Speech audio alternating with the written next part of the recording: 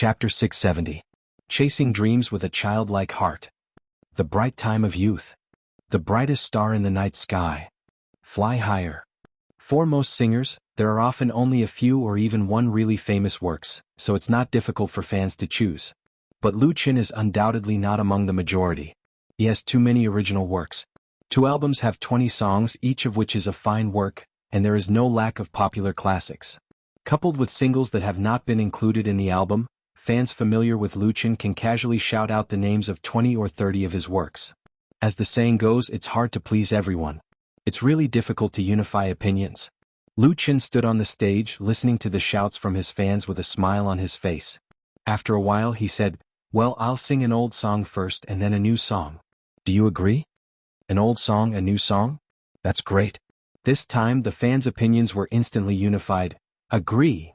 They shouted loudly, laughed loudly, and applauded loudly for Lu Qin. To put it bluntly, of the hundreds of singers who participated in the Tianfu Music Festival, only Lu Qin has such a high popularity. Lu Qin nodded, thought for a moment, and then said, "Since everyone agrees, I'll give you an old song you're familiar with first. The Brightest Star in the Night Sky." The Brightest Star in the Night Sky is undoubtedly one of Lu Qin's representative works.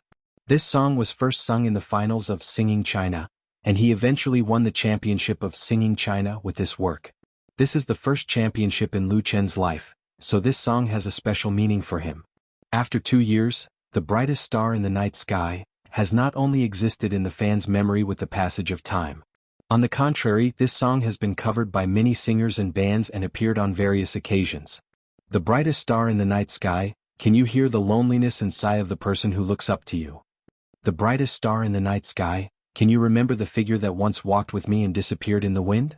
When Lu Qin sang, "I pray to have a transparent heart and eyes that will cry," the fans in the audience followed the chorus in unison, and the loud singing echoed over Shushan Park. There was no need for Lu Qin to take the initiative to ask. These fans all took out their mobile phones or turned on the screen or turned on the flash, holding them in their hands and waving them. The grand square of Mount Shu Park had become a sea of starlight.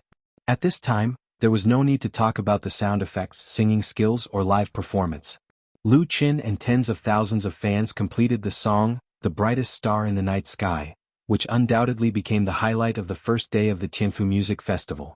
Many fixed and mobile cameras were set up in different locations, faithfully recording the scene. From time to time they would give the audience a close-up and then broadcast it on the big screen in real time. The experienced cameraman captured a lot of touching scenes. Many fans cried. Among them, a tall boy held his girlfriend tightly in the crowded crowd and sang with tears streaming down his face. "I would rather keep all the pain in my heart than forget your eyes. Give me the courage to believe again. Oh, cross the lies and embrace you." Until the last 2 lines, "Oh, the brightest star in the night sky, please light me up," the audience cheered thunderously, and all the fans applauded together, pushing the atmosphere of the scene to the climax. "Thank you." Lu Qin suddenly took a big step back, then bent down and bowed deeply to all the fans to express his gratitude to them. At that moment he felt that he had no regrets in his life. Even if he suddenly lost all his wealth, as long as he still had these loyal and enthusiastic fans, it didn't matter at all. Thank fate, thank the fans. Thank you everyone. The applause was like a tide, wave after wave, as if it would never stop. Standing behind Lu Qin, the members of the Nirvana band all had red faces. The atmosphere at the scene was so fanatical and touching. This was Lu Qin's glorious moment, and they were honored. After a full 4 or 5 minutes, under Lu Qin's constant thanks, the fans' emotions were finally calmed down, allowing the performance of the music festival to continue. "The next song," Lu Qin said with a smile, "it's a new song I wrote recently, and today is the first time I will sing it. The name of this song is called 10,000 Times of Sadness. I hope you like it." As soon as his voice fell, he stepped forward and stood in front of the microphone again, looking forward, and at the moment when his hand moved to the guitar strings, he opened his mouth and sang, "Oh honey, my mind is full of you. Own irresistible palpitations, it's hard to breathe. Tonight, are you going to miss another night? Do you want to hide your last expectations? Oh tonight?" This song, 10,000 Times of Sadness, began with Lu Qin's playing and singing. He narrated it affectionately, like a lover whispering in the ear, gently touching everyone present, especially the heartstrings of the lovers. Then the climax came very quickly. 10,000 Times of Sadness. There will still be dreams, I've been waiting for you in the warmest place. It seems that this is the only way, staying in one direction, can't be changed anymore. Every tear is 10,000 lights. Even the darkest places became brighter. I'm looking for your ocean with the surging warmth, I'm destined to be like this. In the shocking melody, in Lu Chen's affectionate singing, the mood of tens of thousands of fans at the scene seemed to be on a roller coaster, sometimes rushing to the sky, sometimes sinking to the bottom. Because no one has heard this song 10,000 times of sadness, it is a completely new song, so no one at the scene can sing along. All everyone can do is listen attentively for fear of missing every note and every word of the lyrics. The original sound waves in the square became unprecedentedly quiet. Many fans held their breath, and they no longer waved the bright mobile phones in their hands as if on a pilgrimage. In such an atmosphere, Lu Chen used his valiant and hard guitar strumming, falsetto and transition not to sing the climax of the chorus, to interpret this beautiful and atmospheric work perfectly, and the cooperation of the Nirvana band made the effect of the scene reach a new peak. The stage lights shone on Lu Chen as if his body was glowing, becoming the unique focus of the audience, and nothing could replace it. Chapter 671. Standing on the stage and letting thousands of people cheer for you, the feeling was incomparably beautiful. Lu Chen enjoyed this feeling very much. As if you are the master of the world, as if the earth revolves around you, as if everything was born for you, incomparable glory. But he did not indulge in the pleasure of this vanity and did not forget his responsibilities. Thank you everyone. After singing the new song 10,000 times of sorrow, Lu Chen first thanked the enthusiastic fans again, and then he held the guitar with one hand and introduced the members of Nirvana to all the fans present. Also thank Nirvana, thank our guitarist Wang Jing. Wang Jing waved to the audience coolly, and the camera gave her a close-up in time, which immediately caused a cheer from the audience. Beauty. Ouyang He. The bass player Ouyang He played a beautiful solo and also won countless applause. Then keyboardist Wen Yuan and drummer Yang Xiaoi. After introducing the four members of Nirvana, Lu Chen continued, I'm very happy to be able to come to Tianfu today and stand here to share the joy of music with you. So the next one to sing for you is the Nirvana band I just introduced. I believe that they can also bring you the joy of music. Now, please welcome the Nirvana band. He was the first to applaud. When the music sounded, the lights focused on Lu Chen shifted and fell on Wang Jing and the other three. Lu Chen quietly retreated with the guitar in his arms and disappeared from the center of the stage. He gave the stage to Nirvana, who performed as an independent band for the first time. This was Lu Chen's promise to the Nirvana band. It was a plan that had been arranged a long time ago. The Tianfu Music Festival just happened to become an opportunity for the Nirvana band's debut and a new beginning for the band on their musical path. The independent Nirvana band still has 4 members. In addition to bassist Ouyang He, keyboardist Wen Yuan and drummer Yang Xiaoi, Wang Jing will be the lead singer and guitarist of the band, and also the core of the band. Wang Jing graduated from the composition department of Beijing Conservatory of Music and was once the music director of Nirvana Music Studio. Lu Chen's debut album, You Who Sat Next to Me, was produced by her, and many of the songs in it were arranged by her. In addition to having a good talent in composition/arrangement, Wang Jing also has a very high singing talent. Her voice is quite unique, very recognizable and belongs to the cold female voice. Therefore she is fully capable of being the lead singer of Nirvana. However, when Lu Chen left the stage and she stood on the stage as the main character, with thousands of eyes focused on her, Wang Jing still felt her heart beating violently. Lu Chen, who had sung 2 songs in a row, had brought the atmosphere of the scene to its peak and raised the fans' appetite. Any singer who appeared after him would face heavy pressure. It's natural to sing well, but you can't surpass Lu Chen. If you sing poorly, then the picky audience may not give you face, and it's normal to be booed off the stage. Music festival fans are different from concert fans. They have high requirements for music works and singers, and they can't be easily fooled. And now all the pressure is on Wang Jing. She can't escape and she can't retreat. She was more nervous than ever. However, at this time, Wang Jing felt a familiar and concerned gaze looking at her. Keen intuition made Wang Jing turn her head, just to see Lu Chen, who had retreated to the edge of the stage, giving her a thumbs up in the shadow. Come on. At this moment, Wang Jing's heart calmed down, and all the tension and irritation disappeared. She turned back and raised her head with a confident smile on her face and said into the microphone, Our Love. This is the name of the song, Nirvana's first exclusive work. Memories of a vague childhood, clouds floating in the blue sky. At that time you said, wanna hold hands with me, go to the end of time together. From then on, I dare not look up as if my sky has lost its color. From that day onwards I forgot to breathe. Tears never cry again. This song, Our Love, is the new song Lu Qin created for Wang Jing and Nirvana. It was written a month ago and has never been publicly released. Wang Jing likes the song very much. After getting Lu Qin's music score, she spent a lot of time rearranging the song and devoted all her energy to practicing. Although For My Love was a love song, it chose a different theme and angle. It jumped out of the sad tone of ordinary love songs and had a gorgeous jazz style. The melody was beautiful and the lyrics were moving. It was definitely a rare masterpiece. When Wang Jing sang the first line of the lyrics, she forgot her nervousness, forgot her pressure, and even forgot where she was. All her emotions were poured into singing this song. Our love will never come back. Until now, I'm still waiting in silence. Our love, I understand, has become your burden. It's just that I can never let it go, the last warmth, the warmth you give. Don't ask if you love me again, now I want the free sky. She sang passionately and had the urge to cry. Unknowingly, her eyes were wet with tears.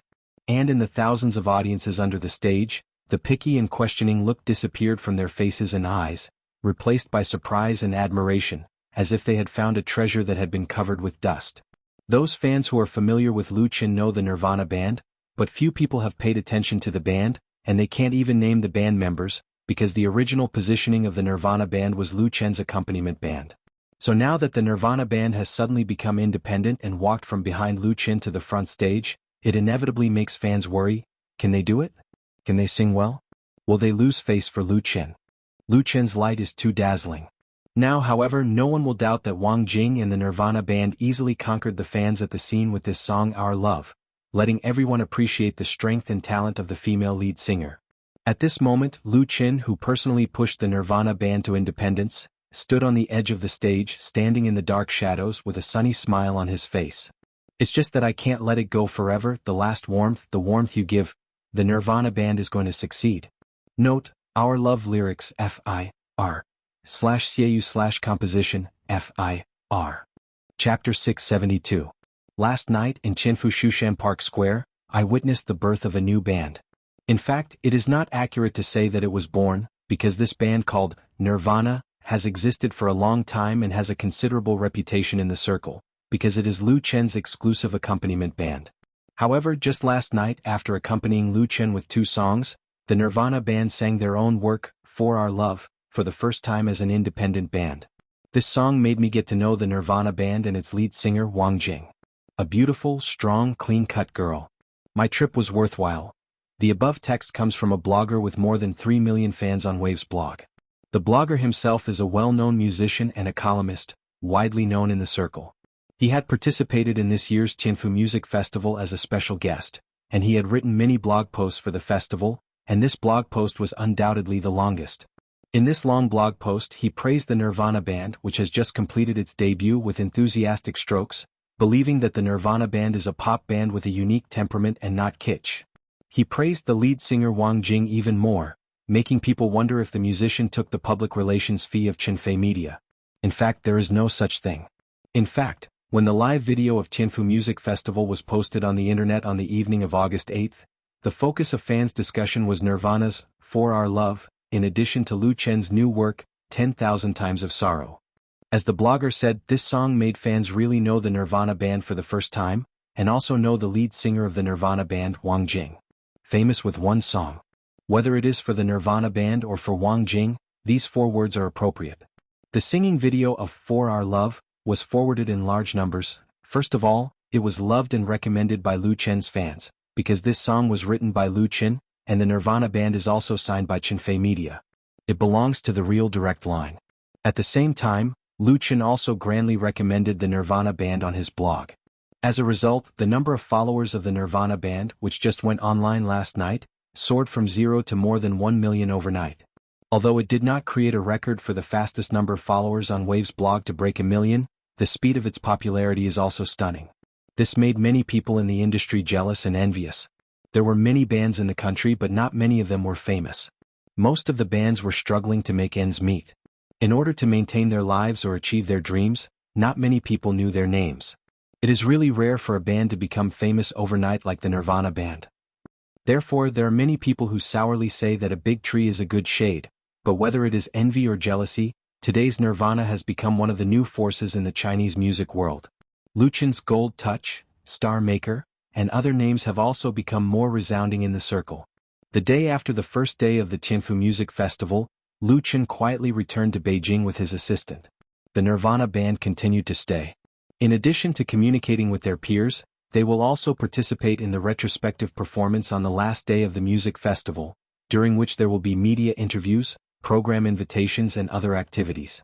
Chinfei Media has sent agents and assistants to assist the Nirvana band in their daily affairs. There is only so much that Lu Chen can do for the Nirvana band now.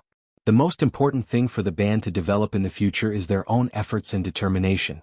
Like a young eagle leaving its nest, it needs to rely on its own strength to fly to the sky. Due to the delay of the plane, Lu Chen arrived in Beijing on the afternoon of the 9th and it was already dark when he got home. Then he found an unexpected guest at home. "Why are you here?" The unexpected guest was Tian Tian. When Lu Chen entered the house, she was wearing an apron and was busy in the kitchen, and there were several dishes on the table outside. Lu Chen was very surprised that Chen Fei's best friend was not in Hangzhou, but came to his house to cook. Was she too bored? Well, this sentence is not accurate. Tian Tian and Chen Fei poked their heads out of the kitchen at the same time. The two were like a pair of intimate sisters. The former smiled and asked, "Can't I come?" Chen Fei explained, Tian Tian came to Beijing to talk about cooperation with KGS. KGS? Lu Chen was even more surprised. When did Star Factory and KGS have business dealings? KGS is the third largest TV station in South Korea and has a long-term cooperative relationship with Lu Chen. Lu Chen's first two TV series were broadcast on KGS TV and received high ratings. KGS also participated in the production of You from the Star, and also recommended a South Korean artist.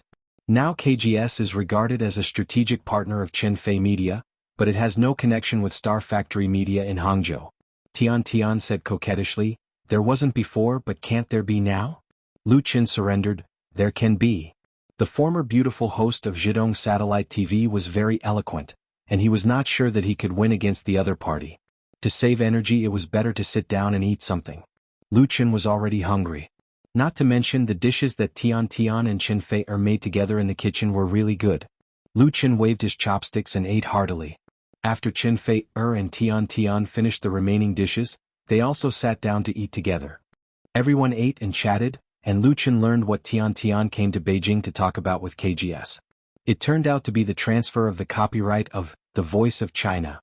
Simply put, KGS took a fancy to the popularity potential and program model of The Voice of China, and intended to introduce this reality show to South Korea for production and broadcasting.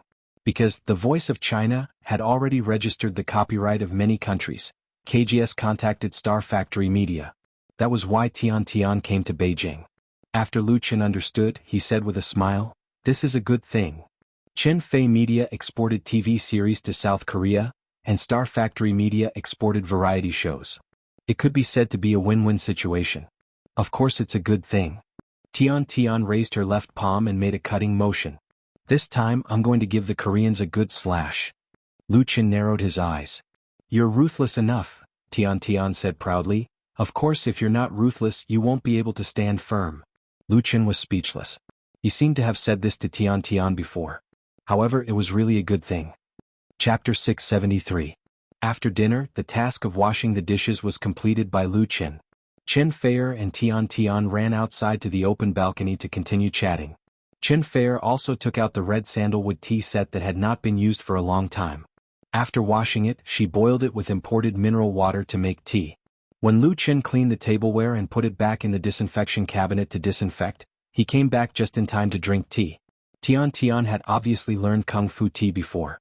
She was able to play all kinds of tricks such as making a mistake, practicing high, and brushing the face with spring breeze. Moreover, she was also a first-class beauty. She rolled up her sleeves to reveal a pair of crystal jade-like arms. She carried the purple clay teapot and brewed Thai guanyin, which was very pleasing to the eye. With two beautiful women making tea, Lu Chen was happy to enjoy it. He leaned on the soft and comfortable leisure chair, bathed in the cool night wind, and looked at the bustling scene of the capital. He felt that all his troubles had disappeared without a trace. Chen Fei picked up a cup of freshly brewed tea with both hands and brought it to Lu Chen. She said coquettishly, Master Lu, this servant has served you tea. Lu Chen's appearance of enjoyment was completely the style of a master. Chen Feier was not happy to see this, so she responded to him. Lu Chen was not afraid. He took the teacup with a smile and took the opportunity to touch Chen Feier's jade-like hand. He smiled lecherously and said, "Good girl, remember to come to my room at night to serve me." This bastard. Chen Feier was angry and amused at the same time. She glared at him and said angrily, "Serve you, big-head ghost. I told Tian Tian that I will sleep with her tonight, so you can sleep in the guest room by yourself." Lu Chen was sad. "When you accompanied me to watch the moon you called me dear. Now that the new is better than the old you call me big-head ghost." Sigh. Chen Feier was stunned. She had seen shameless people but she had never seen such shameless people. Tian Tian couldn't stand it anymore. "Help, can you two show off your love without me?" "Thank you." Lu Chen chuckled. Unfortunately in this world no one knew the joke of Journey to the West. He suddenly wondered if he should make this movie, which was regarded as a classic by countless people in the dream world. Who will Chen Feier play? Zixia Fairy or Bai Jingjing? In any case it would not be Madame Niu. Hey. Tian Tian saw that Lu Chen was absent-minded and couldn't help but wave her hand in front of his eyes. "What are you thinking about?"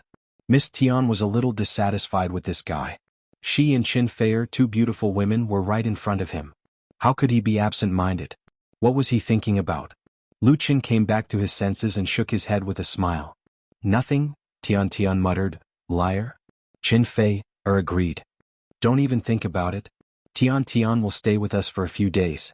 She will return to Hangzhou after the negotiation with KGS is over." Lu Chen composed himself and asked, "Have you thought about how to negotiate?" The global copyright of China's Voice was in the hands of Star Factory Media. Both he and Chen Feier held a large amount of shares in Star Factory Media.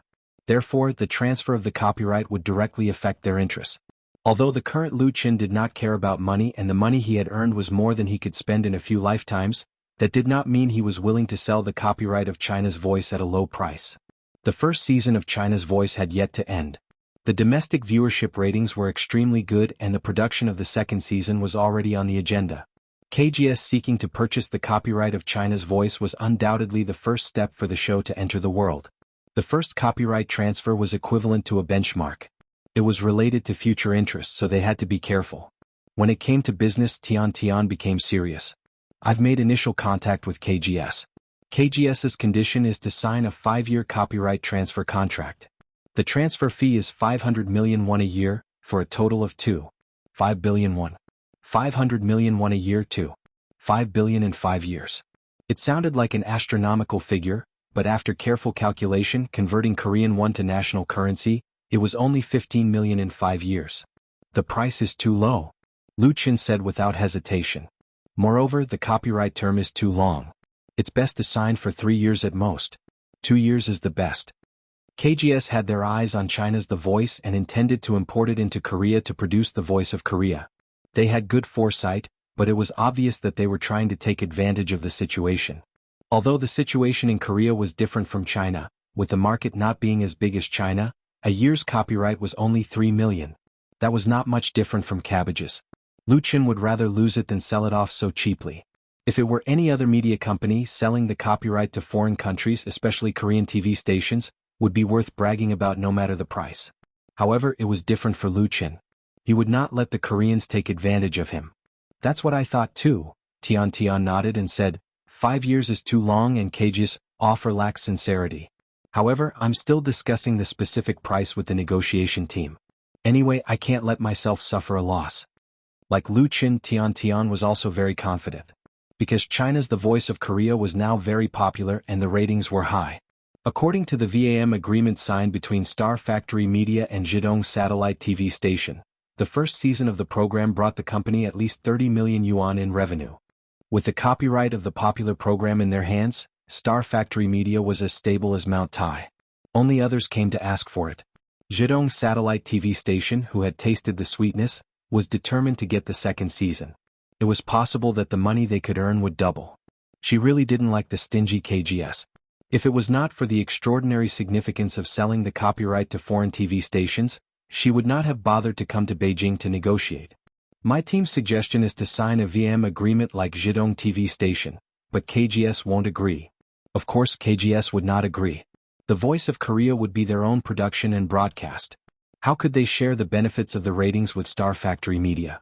Loo Chin thought for a moment and said, "There's no need for a VM, but if you can't negotiate with KGS, you can try to contact KBS and MBC." KBS, MBC and KGS were the three major TV stations in South Korea. These three wireless TV stations occupied the majority of the market share, mainly broadcasting news, variety and TV series. In terms of scale, strength and market share, KGS was weaker than KBS and MBC, but not by much. Originally, KGS introduced two TV series from Loo Chin, Autumn in My Heart and Full House of Romance, both of which had surpassed the two competitors in the limelight, so they were particularly interested in Loo Chin's new TV series. KBS and MBC had also contacted Chinfei Media before, so they had a direct channel of communication. If KGS knew that Star Factory Media was working with KBS and MBC, they would definitely be furious. Tian smiled and gave Loo Chin a thumbs up. Brilliant. Chapter 674. Toasting to the bright moon, they formed a trio. Today's weather was very good. A bright moon hung high in the night sky. Even the blur of the bustling city couldn't obscure its light. Although it was already past the full moon, it was still so striking. The moonlight was like water, sprinkling on the open-air balcony. Loo Chin was accompanied by a beautiful woman, had good tea to drink, and was also discussing how to plot against KGS. Naturally, he was in a particularly happy mood. Tian, however, couldn't bear to see him so carefree. She rolled her eyes and said to Loo Chin, "You see, the dishes in the evening were cooked by me, and now it's so hard to make tea. You just sit there and enjoy, don't you want to say something?"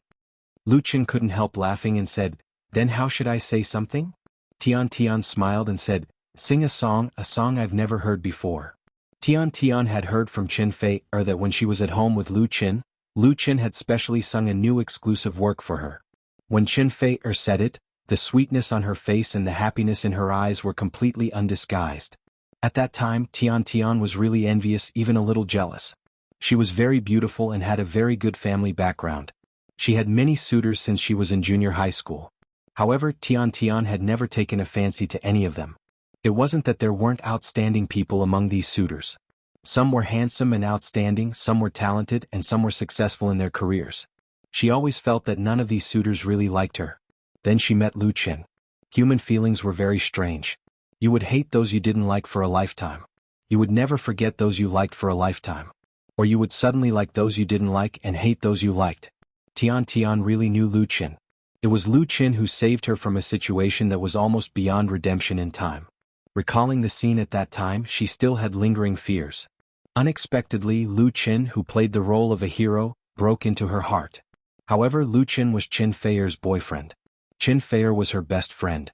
Tian would never do something as shameless as snatching her best friend's boyfriend, so she buried this affection deep in her heart and never expressed it to others. She thought that with the passage of time she would gradually forget these feelings. But now she couldn't help but want Loo Chin to sing a song for her. Just one would be enough. Then there was nothing to regret. Loo Chin didn't notice the throbbing in Tian's eyes. He readily agreed to the latter's request. Okay. Wasn't it just singing a song? Simple. Thinking about how she had come all the way from Hangzhou to the capital and schemed against KGS for everyone's benefit. Why couldn't he satisfy such a small request? Loo Chin got up and took his rosewood guitar from the study, then sat back down. He held the guitar and straightened his back, his fingers stroking the strings. This song is for our beautiful and lovely Miss Tian. I hope she will like it. Tian's pretty face couldn't help but blush. She couldn't help but turn her head and secretly look at Chinfei. Chinfei winked at her playfully. Tian's heart couldn't help but beat wildly. She always felt that her hidden thoughts had been seen through by her best friend. She felt a little guilty. Loo Chin played the prelude without knowing anything. Chasing the sunset barefoot by the railroad, glass bead iron box hero card. Playing rubber band hide under the stone bridge, grandma is sitting in the yard with shoes. Silver apricot flowers on the basket frame in front of the iron gate, is there anyone living in the thatched hut? Playing on the way to school, running water between the ridges of the fields. He played softly and sang softly without much effort, as if he was telling the story of the past with memories and nostalgia, making people unconsciously go back in time. The simple and childlike guitar and strings played a sketch of the scene. Listening to this song, it was as if yesterday had happened again. The innocent days of childhood, the fun in the countryside, and the longing and yearning for growing up, one by one, they reappeared in the melody and lyrics. We grow up day by day, the big white rabbit in the sweet dream sticks to the teeth. Also fantasizes about immortal scientists, simple strokes with mud stains on the white wall. We grow up day by day, the 4 seasons pass and the old sycamore sprouts. There are treasures and towers in the sand, a home is built on the bench. Chin Feier and Tian Tian were both fascinated by it. This song was the most typical folk song style of Lu Qin. It was his most popular campus folk song. He created the campus folk style of Chinese pop music, but after the album, You Who Sat Next to Me, the style changed greatly, and his creation turned to light rock and love songs. This made many fans who liked campus folk songs feel very sorry. Now that Lu Qin came up with such a song, how could they not be surprised? Whether it was Chin Feier or Tian Tian, they both liked Lu Qin's folk songs such as You Who Sat Next to Me, Those Flowers, The Bright Times of Youth, and so on. Chin Feier also covered Those Flowers. Because they liked it, the two listened very carefully and attentively for fear of missing a line of the lyrics. Lu Qin's singing had a trace of magnetism, and there was a little bit of sadness in the nostalgia. Although his playing and singing skills were mediocre, they still had the magic to touch people's hearts. Let their mood, along with this song, gently drifted in the moonlight, drifting to the unknown distance. Until the end. I thought I was so great, but I didn't dare to hand her the poem I wrote. Little sure didn't dare to hand it to her. The last sentence gave Tian Tian the illusion that what Lu Qin sang was her own heartfelt voice. She almost lost her composure. Wiping away the tears from the corners of her eyes, Tian Tian smiled and clapped her hands. She wrote a poem, but she didn't dare to hand it to him. Lu Qin smiled and said, "Thank you." Chin Feier also applauded and gave Lu Qin a bright smile. After clapping, she reached out and hugged Tian Tian and said, "You can give this song to Tian Tian. She can only sing it to us in the future." Lu Qin said, "Okay." He had too many works to sing. What did it matter if he only sang a few songs for his lover and friends? Tian Tian asked, "What's the name of this song?" Lu Qin replied, "It's called Childhood, the Story of Our Childhood." A very appropriate song title. Tian Tian nodded and said to Chin Feier, "Sister Feier, I'm a little tired. I want to rest early." "Okay," Chin Feier said, "I'll accompany you." The two left together, leaving Lu Qin alone on the balcony. Lu Qin didn't know whether to laugh or cry. He had to clean up the mess and clean up the tea set. After that, he took a shower in the bathroom in the living room and went to bed early. Tomorrow he had to go to the film city to shoot. Note, childhood lyrics, Tang Yingfeng / composer, Lu Haolin. Chapter 675. Jinling. In the small study room, Chi Hao picked up the coffee on the computer table and took a sip. Looking at his girlfriend who was sitting next to him and surfing the internet, a feeling called happiness welled up in his heart. His girlfriend noticed it and rolled her eyes at him. "What are you looking at? Don't you recognize me?" Chi Hao put down the coffee cup with a smile and reached out to hold his girlfriend in his arms. He buried his face in her hair and greedily sniffed the familiar fragrance. He said, "Even now, I still feel like I'm dreaming. I'm afraid that when I open my eyes you'll disappear, so I have to stare at you." Hearing her boyfriend's affectionate confession, a faint blush appeared on Wang Weiwei's pretty face. The two had known and been in love for 4 months. Recently they officially lived together and made a lifelong commitment to each other. Chi Hao's family was very ordinary, but he worked very hard. Relying on his own efforts for several years, he bought a 2-bedroom house in Jinling City with a loan, so that the two of them had a warm nest. A happy future was in sight. After a moment, Wang Weiwei pushed her boyfriend away, sat up straight again and picked up the mouse. She said coquettishly, "You're so annoying. I haven't finished writing this post yet." Chi Hao smiled and was about to say, "I'll help you write it," but he saw Wang Weiwei's expression change. Huh. Chi Hao was surprised. "What's wrong?" Wang Weiwei quickly opened a new web page, logged into the Waves blog and said excitedly, "I just saw someone in the group saying that You from the Star has a trailer." Chi Hao suddenly understood. No wonder his girlfriend was so excited. She had been looking forward to this TV series for a long time. Although it hadn't officially started broadcasting yet, the trailer was released, which could quench some of her thirst. Wang Weiwei was a loyal fan of Lu Qin and so was Chi Hao. Chi Hao and Wang Weiwei were both members of Lu Qin's Jinling fan club. Speaking of Mouse and Azure Sea, almost everyone in the fan club knew them.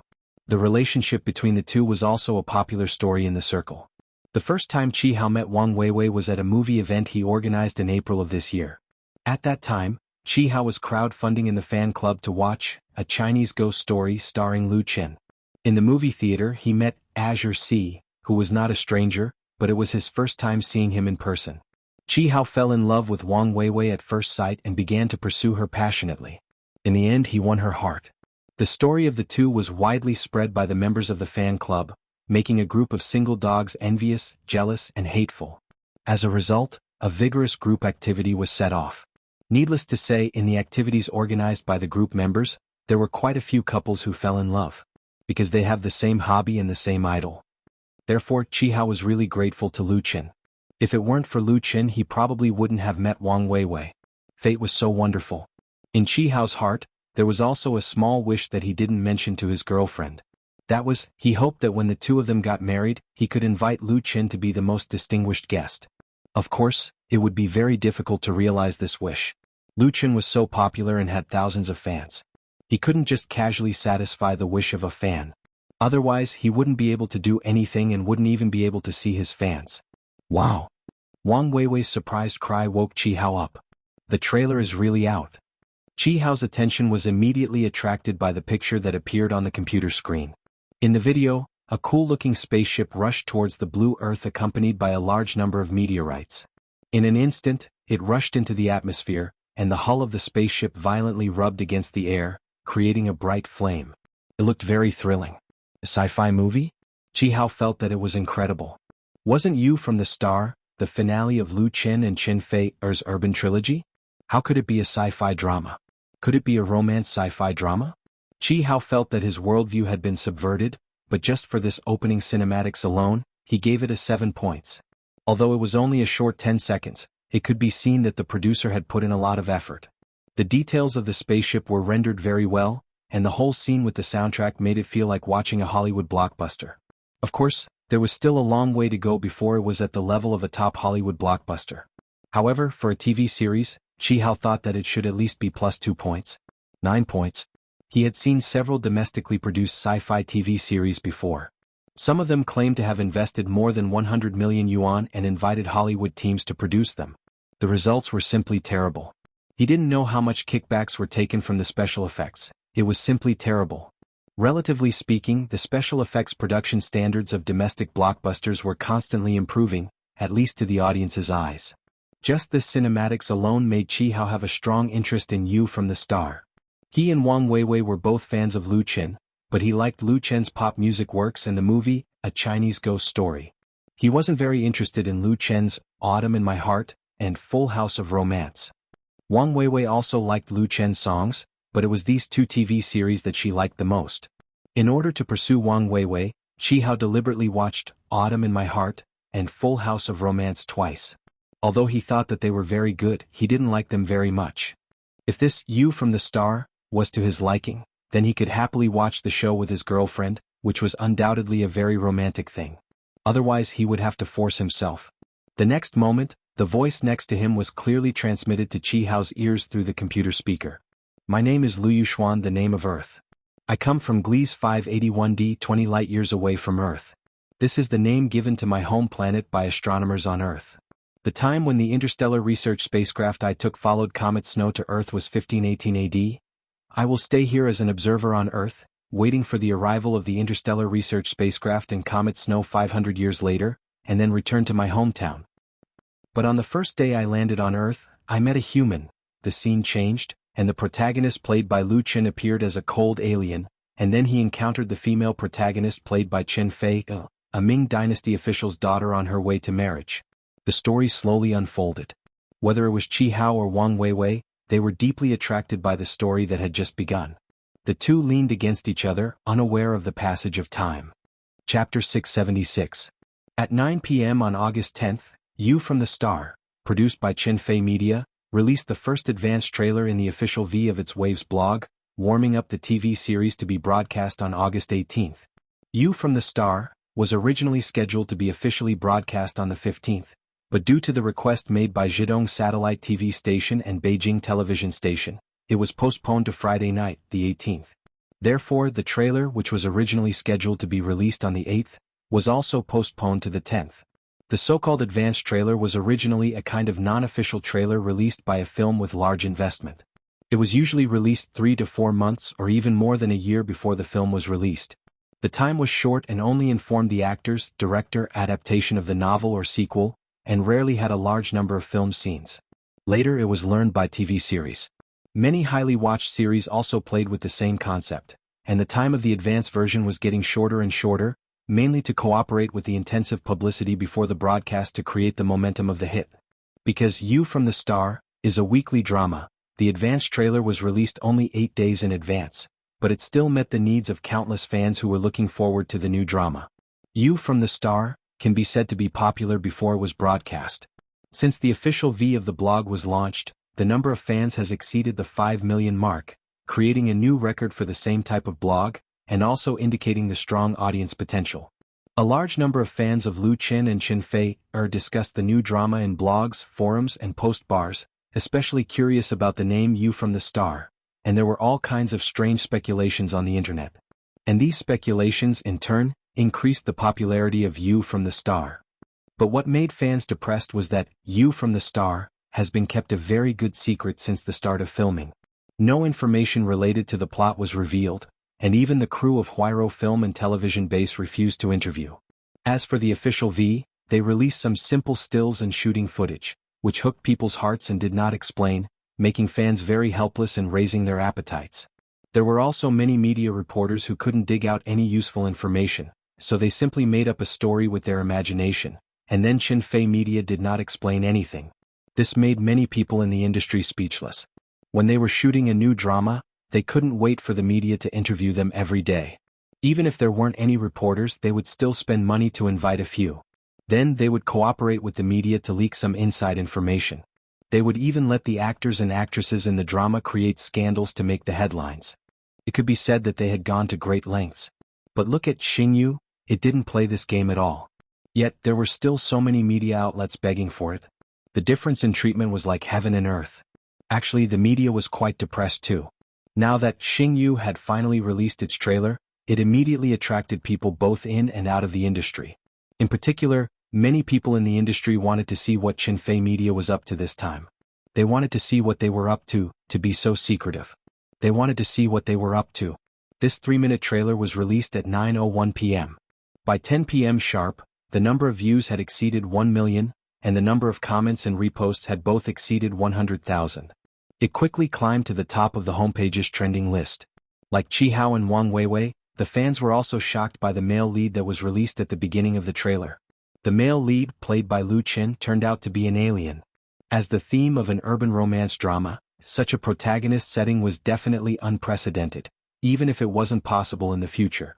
Everyone also understood the meaning of the name of the TV series, You from the Star. Not just an alien, but an alien who came to Earth 500 years ago, and an alien who would return to his hometown 1 year later. The short trailer couldn't reveal too much, but everyone saw the female lead that the protagonist met for the first time, and the female lead that he met again after 500 years. A long storyline was connected in this way. So what else would happen next? Fans suddenly found that this trailer could not meet their expectations for the new show at all. The unique character setting and fresh story creativity of Xingyu pushed their expectations to a new peak. Countless fans clamored on blogs for Zhidong Satellite TV Station and Beijing Television Station to broadcast it soon. The two satellite TV stations were at least hundreds of thousands of times. Of course, the two satellite TV stations must be very happy. However, at this juncture, Qin Fei Media released news that Lu Qin and Qin Fei would temporarily interrupt the filming of Xingyu and rush to Hangzhou on August 12th. Because August 12th was the last episode of the first season of China's Voice, the live broadcast of the finals. Since its premiere on May 19th, China's Voice has been on air for nearly 3 months, with an average rating of nearly 7%, and the highest rating once broke 9%, creating a new height of domestic variety shows that people look up to. Under the crushing of this phenomenal reality show, other domestic TV stations' variety shows that were broadcast at the same time were in a bleak situation. They have readjusted their broadcast time, and there is no doubt that they are invincible.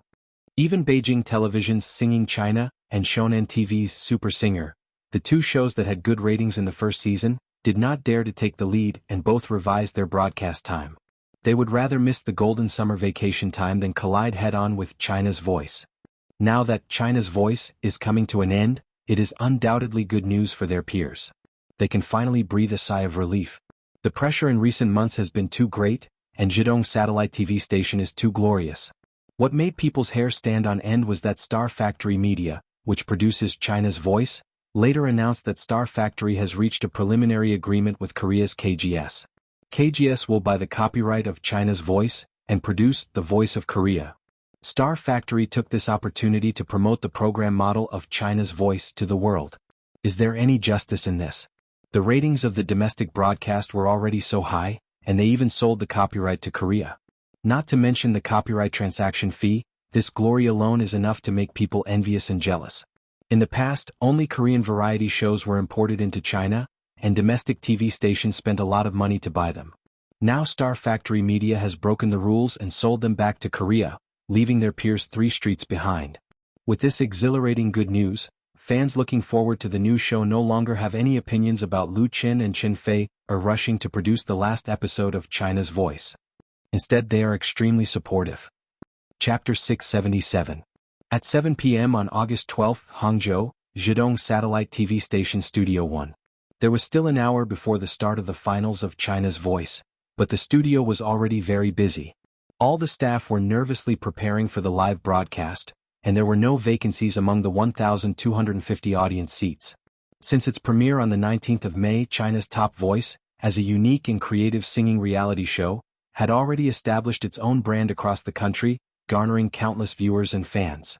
Today was the final harvest moment. In the face of the impending farewell of the first season, the program staff of Zhejiang Satellite TV station were fully committed.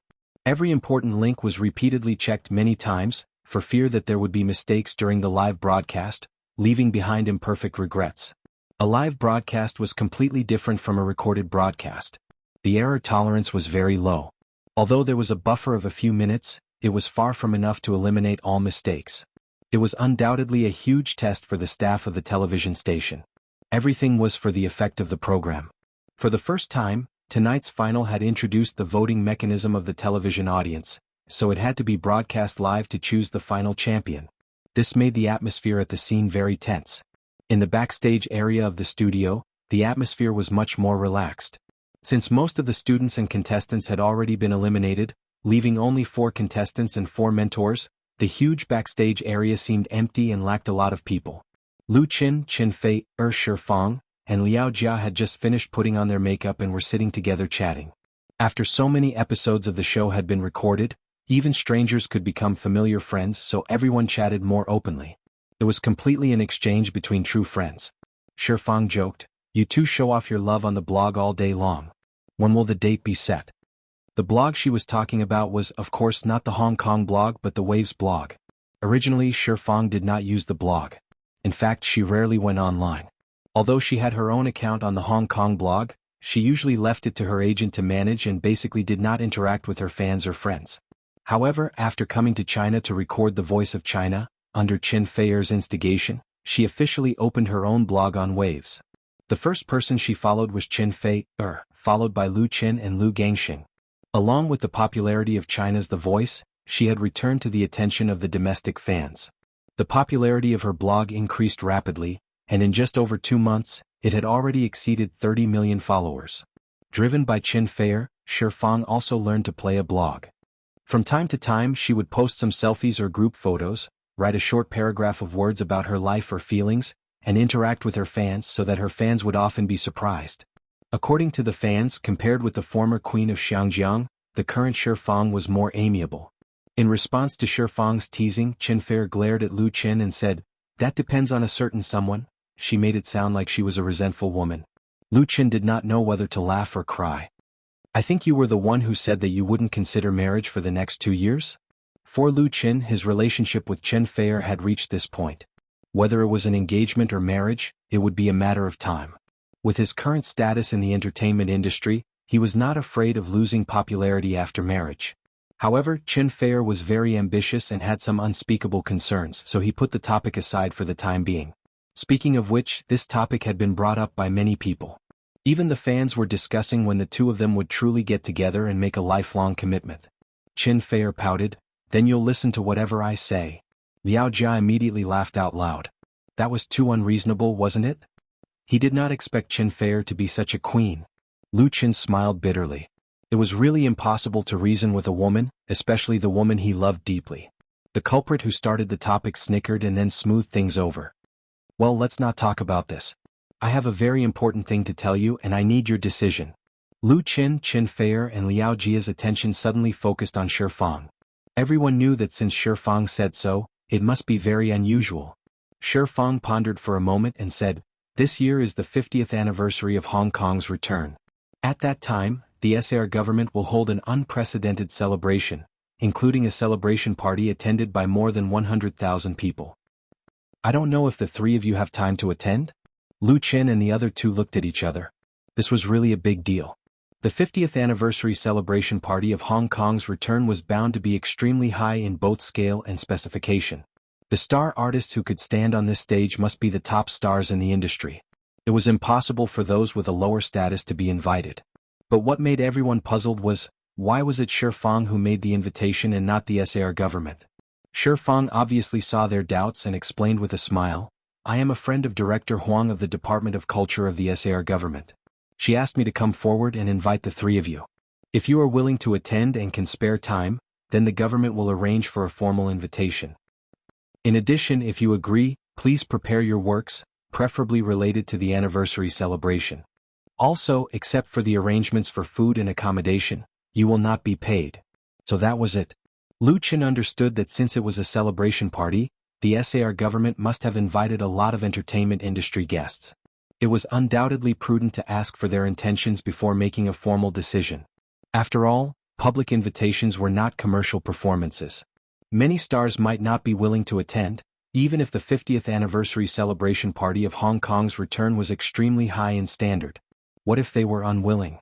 So through private communication. On the other hand, they could also see the seriousness and sincerity of the SAR government. Otherwise they could directly call and ask. Lu Qin and Qin Fei exchanged a look. Lu Qin nodded and said, "Count me in." The significance of attending the 50th anniversary celebration party of Hong Kong's return was no less than that of attending the Spring Festival Gala.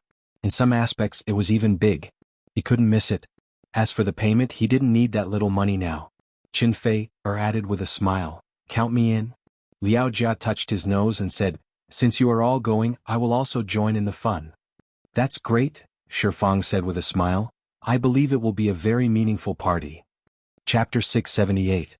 On the clock hanging on the wall, the hour hand gradually pointed to the position of 8 o'clock. The live broadcast of the last episode of the first season of China's Voice was about to begin. Zhejiang Satellite TV Station Studio 1 was completely filled with a battle atmosphere. All the staff on the scene were already in place, and the 7 cameras placed in different positions were turned on at the same time. In the broadcasting room, Tian sat in her usual seat, staring intently at the computer screen. And the people around her were also staring at the monitor. It seemed that there was some immeasurable treasure inside. It broke 5%. Suddenly, someone shouted as if he had discovered a new continent, his voice full of joy.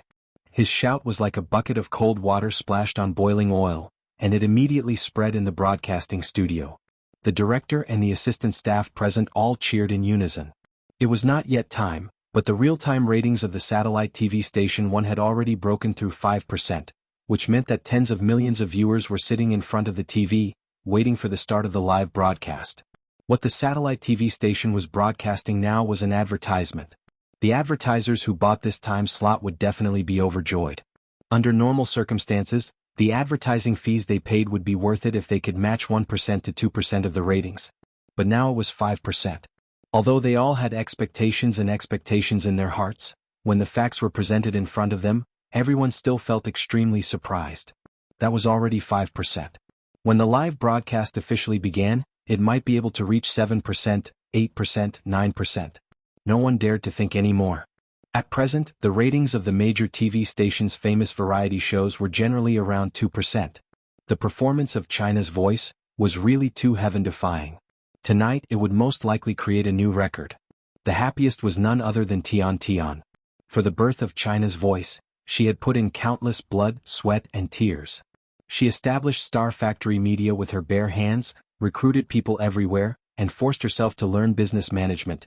In the end, when the production of the show was about to be completed, she felt like she had aged several years. Now, all her efforts had been rewarded several times or even more than 10 times. This feeling was really unparalleled, and it was as if she had suddenly become several years younger. The gradually rising real-time ratings were Tian's current mood index. It had begun. At 8 o'clock sharp, Zhonghua Automobile's new commercial had just finished broadcasting, and the TV screen instantly switched to the opening of China's Voice. Accompanied by exciting music, the host Kai Jie appeared in a white suit, and his bright and coquettish style won warm applause and cheers from the audience.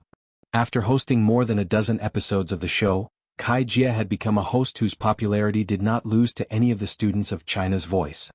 His Waves blog fans had exceeded 5 million, especially his signature advertising slogan, which had become a hot topic for everyone.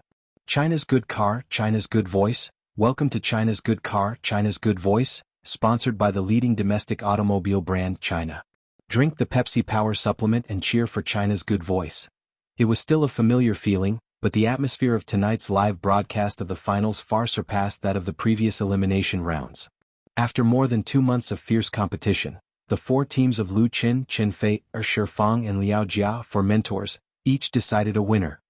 They are Tong Xinyao, Anxin, Li Qian, and Zhang Yi.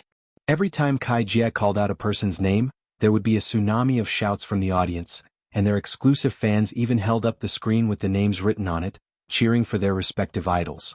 Among them, Tong Xinyao was the winner of Lu Chen's team, Anxin was from Chen Fei's team, and Li Qian and Zhang Yi were from Shifang and Liao Jia respectively. These top 4 contestants were all very young. They were originally unknown, but now they have become household names and their fates have changed. But in the end there was only one champion. The first part of the finals was the mentor canvassing for votes. The 4 mentors each took 4 students on stage to canvass for votes and encourage them. The first to go on stage were Lu Qin and Tong Xinyao. Tong Xinyao was a singer from Shanghai, a college student. Among the 4 students she was undoubtedly the most good-looking. She had a slender figure and a pleasant appearance. With long hair she was quite pure and shy. During the blind selection, all 4 mentors turned for her, and she finally chose Lu Qin. Because Tong Xinyao was good at folk songs. Therefore the song Lu Qin chose for her was his representative work, You Who Sat Next to Me. But before singing, Lu Qin had something to say. Tong Xinyao is not the most talented singer I have ever seen, but she is definitely one of the most hardworking singers. During the time I guided and trained her, her performance was obvious to all. I want to say that people who work hard should be rewarded, so please vote for Xinyao. Thank you. As soon as Lu Chen's voice fell, Tong Xinyao bowed deeply to the audience, winning countless applause. She straightened up again and smiled at Lu Qin tacitly. Lu Qin nodded and played the prelude with his guitar. Tomorrow will you think of the diary you wrote yesterday? Tomorrow will you still think of the you who loved to cry the most? The teachers can't think of you, the you who can't guess the problem. I only thought of you who sat next to me when I was flipping through the photos. This song You Who Sat Next to Me was regarded as the most classic representative of campus folk songs by its fans. Since its creation, it had been covered by countless people, especially at university and high school cultural performances. There were often students who played and sang it themselves, often winning countless resonance. Because everyone was too familiar with it, it was difficult to sing it differently. But Tong Xinyao did it. Her interpretation of You Who Sat Next to Me incorporated her own emotions with sad memories as if she was telling her own story, inadvertently touching people's hearts. And Lu Qin had not sung this song for a long time. It was the first time he sang it with someone else. Even though they had only rehearsed it a few times, they cooperated very well with each other. When the two finished singing You Who Sat Next to Me together, many of the audience immediately stood up and applauded, taking the lead in setting off the first wave of climax in the studio. Such a scene also indicated that tonight's The Voice of China's finals would be a great success. In the director's room, Tian stared at the smiling Lu Qin on the monitor screen. She unwittingly fell into a daze. Chapter 679.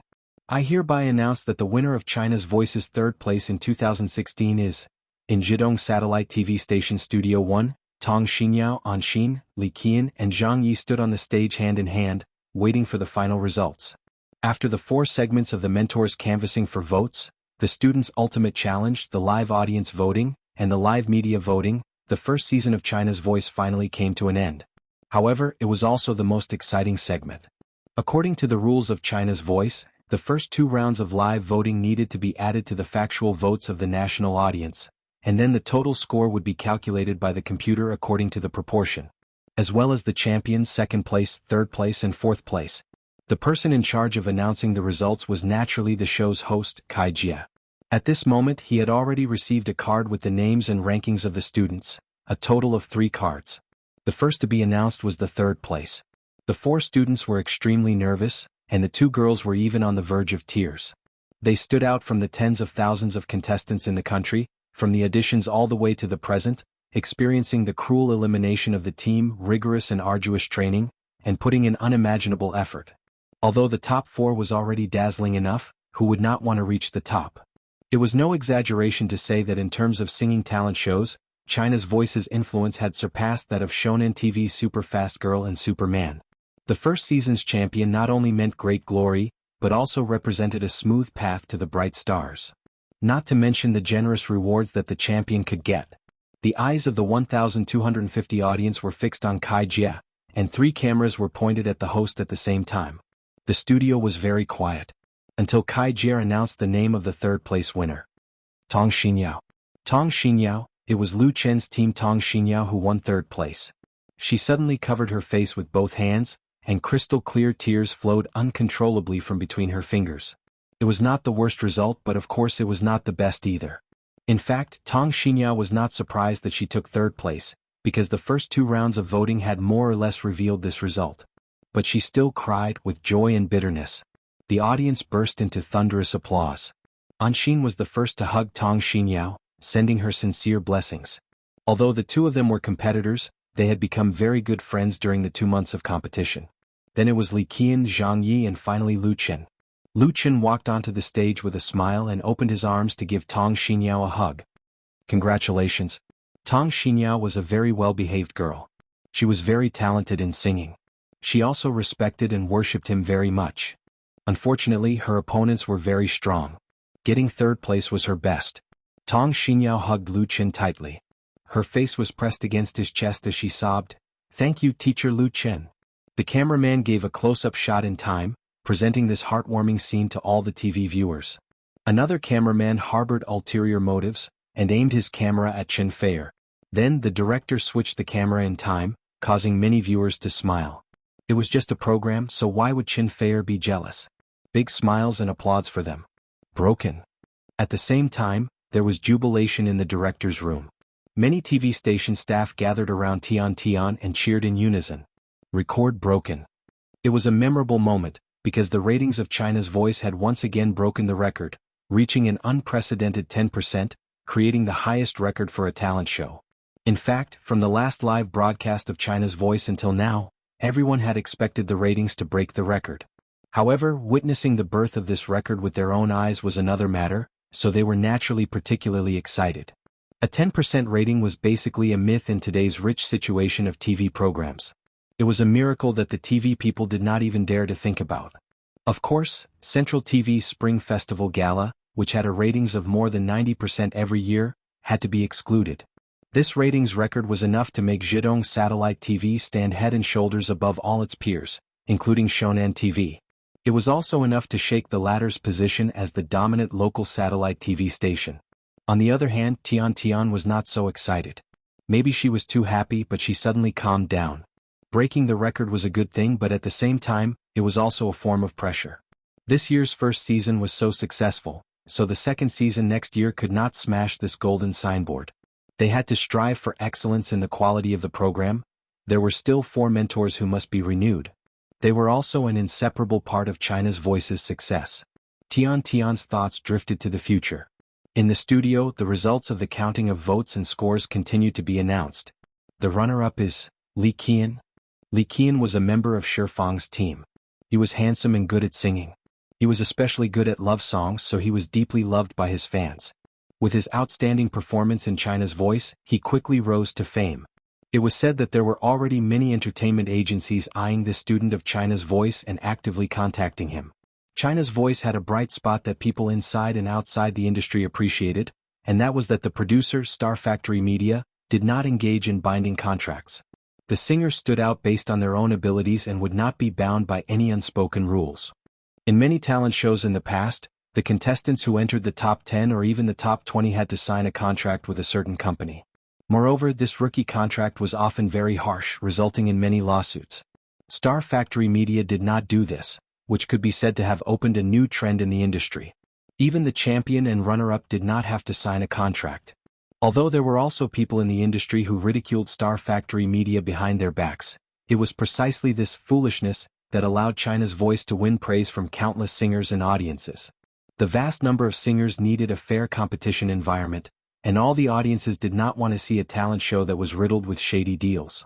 The rules of China's Voice could be said to have touched the sore spot of today's variety shows, and the positive impact it brought was great. Therefore, during the broadcast, in addition to Zhidong TV station's vigorous promotion, various media outlets also gave it good reviews. The success of China's Voice was not a fluke. Now it was finally time to reveal the champion. At this time, there were still two students standing on the stage, Anxin and Zhang Yi. Among them, Anxin was a member of Chen Fei-er's team, while Zhang Yi was from Liao Jia's team. The popularity of the two was not much different, and each had a large number of fans. The votes in the first two rounds were also relatively close. In the end, it all depended on the votes of the national audience. Chapter 680. Our champion has received a total of 8715402 valid nationwide votes. Kai Jie held the last card in his hand, and his lips curled into a mysterious smile. His eyes swept over the card and he said into the microphone, "The total score after the computer calculation is 127. 55 points. The previous runner-up, Li Qian, had received more than 7 million nationwide votes, which was more than a million away from the champion. Furthermore, the nationwide votes accounted for 40% of the total score, so the advantage was obvious. But who was the champion, Anxin or Zhang Yi? The two contestants who were still standing on the stage held their breaths. Anxin even closed her eyes while Zhang Yi clenched his fists subconsciously. The entire venue was silent, as if the whole world was waiting for the result to be announced. Perhaps the atmosphere in the venue was too tense. Even Kai Jie, who loved to whet the audience's appetite, did not dare to keep them in suspense. He shouted the champion's name. Anxin. Xian abruptly opened her eyes in disbelief. Although Kai Jie's roar was still echoing in her ears, she felt like she was dreaming. Everything was hazy and unreal. Even if great joy filled her heart, she was instinctively afraid that when she woke up from this beautiful dream, it would be for naught. Back then, Anxin had signed up for the audition for the Voice of China under the instigation of her best friend. She had never dreamed of winning the championship, because she had no power, no money, and did not have the good looks bestowed upon her by the heavens. Anxin once thought that an ordinary person like her would not be able to make it to the top in any talent show. All she wanted was to show her face on TV so that she could earn more money by singing in bars in the future. Then she overcame all obstacles to get to where she was now, finally reaching the peak. Thank fate. Anxin bit her lips as tears streamed down her cheeks. Kai Jie continued, "Congratulations, Anxin. Congratulations to her for becoming the champion of the Voice of China." Bam! Following a muffled sound, countless streamers fell from the sky. The entire venue was filled with a tidal wave of applause, and the audience's cheers grew louder and louder. Meanwhile, the other contestant, Zhang Yi, was very disappointed, but he still congratulated Anxin politely. Chen Fei-er appeared on stage giving a smile and a hug to the lucky girl. There was also a trophy that represented her honor. The cameras gave a close-up of the two of them, then another shot of Lu Chen. It was the same shot of Lu Chen hugging Tong Xinyao. Thank you, thank you. Anxin kept thanking Chen Fei-er. She hugged Chen Fei-er tightly with tears in her eyes. That scene would forever be recorded by the cameras. With that, the first season of The Voice of China came to a close with no regrets. Half a month later, the Voice of China concert would be held in Hangzhou. Achoo! The strange itch coming from his nose made Lu Chen suddenly sneeze, and he immediately woke up from his sleep. When he opened his eyes, the first thing he saw was Chen Fei-er's grinning face and the strand of hair in her hand. Lu Chen immediately became angry. Without hesitation, he reached out and hugged his mischievous girlfriend. Then he pressed her down on his legs and slapped her buttocks twice. I was wrong. Chen Fei-er smiled and begged for mercy. Her coquettish look made Lu Chen's blood boil. Chen Fei-er felt his hardness. She giggled and escaped. Get up and eat breakfast. Lu Chen shook his head gloomily. He washed up and came out of the bedroom. Chen Fei-er had already laid out breakfast on the table. The two of them were in their new home in Hangzhou. It had only been a while since they bought the house and they had not gotten used to it yet. Lu Chen sat down and took a sip of milk. He then picked up the newspapers beside him. The newspapers should have been brought back by Chen Fei when he went out to buy breakfast. They were the morning papers of Hangzhou, with the City Express and daily morning news that he was familiar with. The newspapers should have been brought back by Chen Fei when she went out to buy breakfast. They were all today's morning newspapers in Hangzhou, including the City Express and daily morning news that he was very familiar with. The headlines of the City Express were related to The Voice of China. The first season of The Voice of China came to an end. City Express headline: First season of The Voice of China ends, viewership ratings break 10%. Among them, 10% was bolded and marked in black, making it exceptionally eye-catching. As for the headline, it was mainly about the final episode of China's Voice that was broadcasted live last night. The viewership ratings had reached a new high, with the highest reaching 10.5%, setting a new record for a variety show of the same genre. He also introduced the top 4 students. On the other hand, the headline of the daily morning news was focused on the voice of China's champion, Enchanting. With the title, The Ordinary Enchanting, The Extraordinary Champion as the headline, they published an exclusive interview with her. It was through this article that Lu Chen gained a good understanding of Anxin and learned a lot about her. China's Voice was different from most other talent shows. The 4 judges, including Lu Chen, disliked their students' sensational storytelling. There was no such arrangement in the show's script, and the contestants were informed beforehand. China's Voice did not rely on such things to attract attention. It relied on the contestants' singing skills. Therefore, regardless of whether it was Lu Chen or Chen Fei, their understanding of the members of their respective teams was limited to the basic information, such as their names, ages, birthplaces, singing experience, etc., and nothing else. What do you think of her? Chen Fei spread jam on a piece of bread and passed it to Lu Chen, asking, I think she's not bad. Lu Chen understood what Chen Fei meant. You want to sign her? Chen Fei rolled his eyes at him. What? You don't want to? She doesn't lack contracts at the moment. China's viewership ratings were so high. The champion's popularity was undeniable. If Chen Fei Media did not sign her, others would definitely fight over her. Chen Fei added, she's very smart. She told me last night that she wants to sign with us.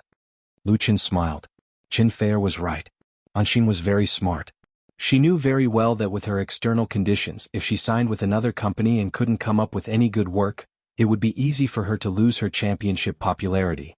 Anxin's average looks meant that she would never be able to walk the path of a youth idol. On the other hand, those who were truly talented relied on their outstanding works to pave the way. Therefore, the wisest choice for her was Chen Fei Media. That was because Chen Fei Media had Lu Chen. Then let's sign it. Lu Chen stuffed the bread into his mouth and started enjoying his breakfast. By signing Anxin, his and Chen Fei's trip to Hangzhou would come to a successful conclusion. Chapter 681.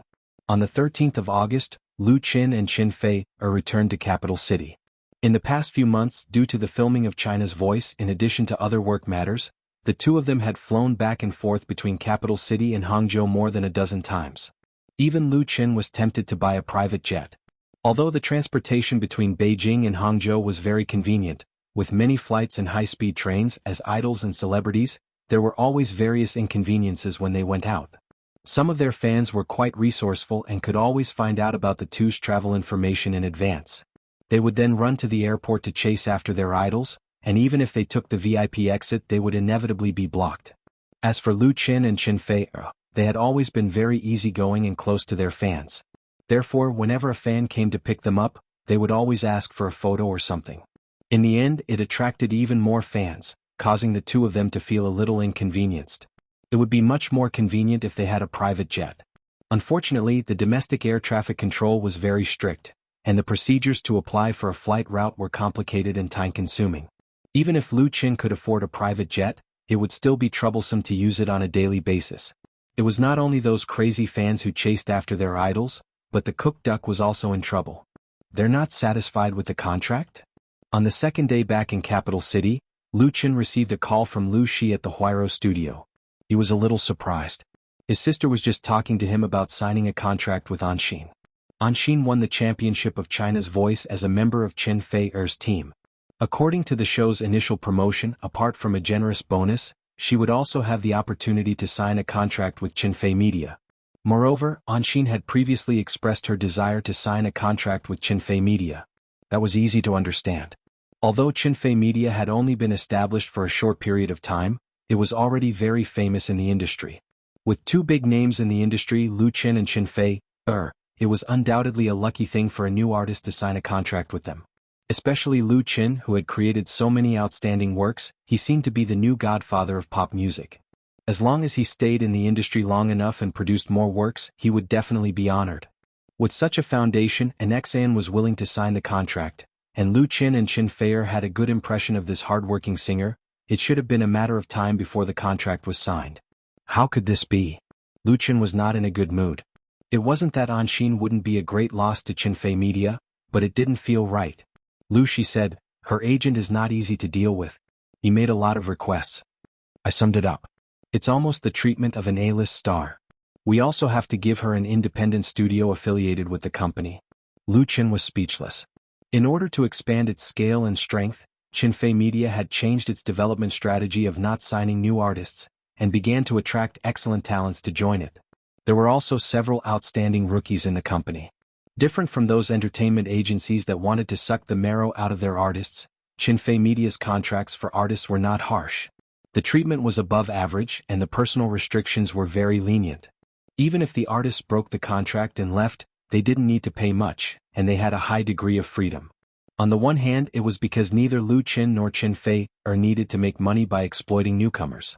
If they worked together, they would come and go. If they didn't, they would go. Although this approach may not be commercial or professional enough, Lu Qin thought that Qinfei Media should be a humane company.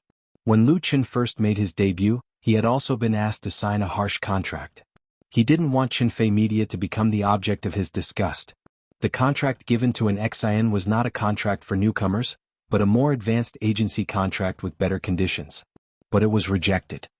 He thought for a moment and said, "You can't force her to do it.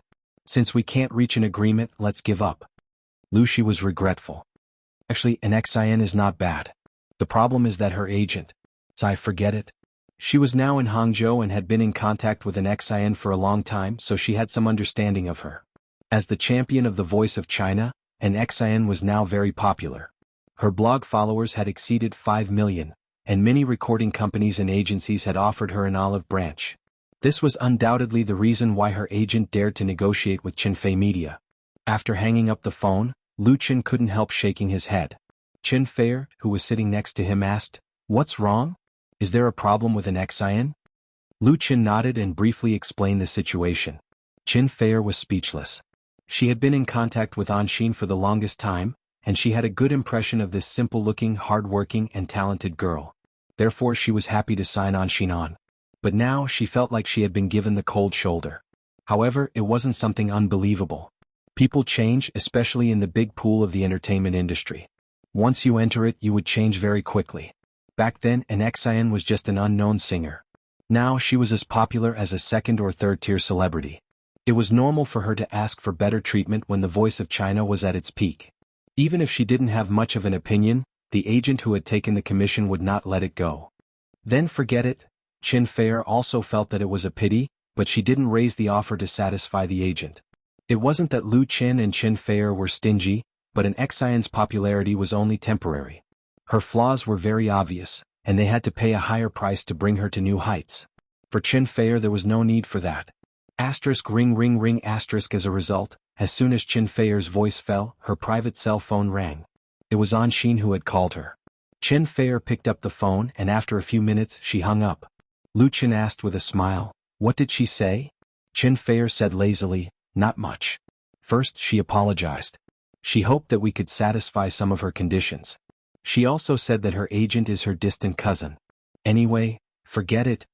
She threw the phone away as if throwing away a burden. Although Qinfei had always presented herself as a kind and gentle person, deep down she was very proud. Even though an Xian had called to apologize, she still felt bitterly disappointed. She felt that she had wasted a lot of her feelings. Then give it up. Lu Qin understood and held his girlfriend's hand to comfort her. At the same time he put the matter to the back of his mind. But to his surprise, the trouble had only just begun. Chapter 682. In modern society, the internet was extremely developed. Due to the large number of people gathered online, it was inevitable that it would become a place of controversy. Blogs were undoubtedly the city god's temple. The city god's temple in most cities was bustling with activity. In China, Wave's blog was undoubtedly the most popular, with tens of millions of netizens reading the blog every day. Blogs and the entertainment industry had a natural connection, attracting celebrities from all walks of life. Big and small entertainment news, scandals were all exposed on the blog for the celebrity to comment on. As a result, a group of VIPs and marketing accounts that specialized in entertainment was born. For example, entertainment world's #1 paparazzi Zhang Wide, That Little Thing in the Entertainment World, Daily Gossip, etc. were all well-known blog accounts. On the 15th of August, a verified account, Entertainment Detective, with 7.6 million plus fans, revealed on his blog that the winner of China's Voice, Enrich, had a falling out with Lu Qin and Qin Fei, and refused to sign with Qin Fei Media. This piece of gossip shocked those who did not know the truth, and it quickly made its way to the top of the homepage. The first season of China's Voice had just ended a few days ago, and there would be a concert at the end of the month. It was absolutely shocking that the winner, Enrich, had a falling out with the two famous mentors at that time. Many people first suspected that it was fake news. In the show, Enrich had a good relationship with her mentor, Qin Fei. The former's performance was also praised and acknowledged by Lu Qin. Why would she suddenly fall out with them? Furthermore, why would Enrich refuse to sign with Qin Fei Media? The countless questions confused people. Many fans tagged Lu Qin and Qin Fei for answers, while some impulsive fans went straight to Enrich's blog to scold her. From their point of view, Enrich had a falling out with Lu Qin and Qin Fei, and that was definitely her fault. Ungrateful. Enrich had many fans as well, and the two sides started a war of words on the blog, turning the world upside down. However, soon after, a blogger with the ID of Anshin's agent posted an article saying that the entertainment detective was not telling the truth. Anshin did not have a falling out with Qin Fei or Lu Qin. They merely had a disagreement over the contract. Then Anshin stood up and said that Lu Qin and Qin Fei were her most respected mentors, and that it was ridiculous to say that she had fallen out with them. Regardless of whether she could sign with Qin Fei Media in the future, she was very grateful for their help.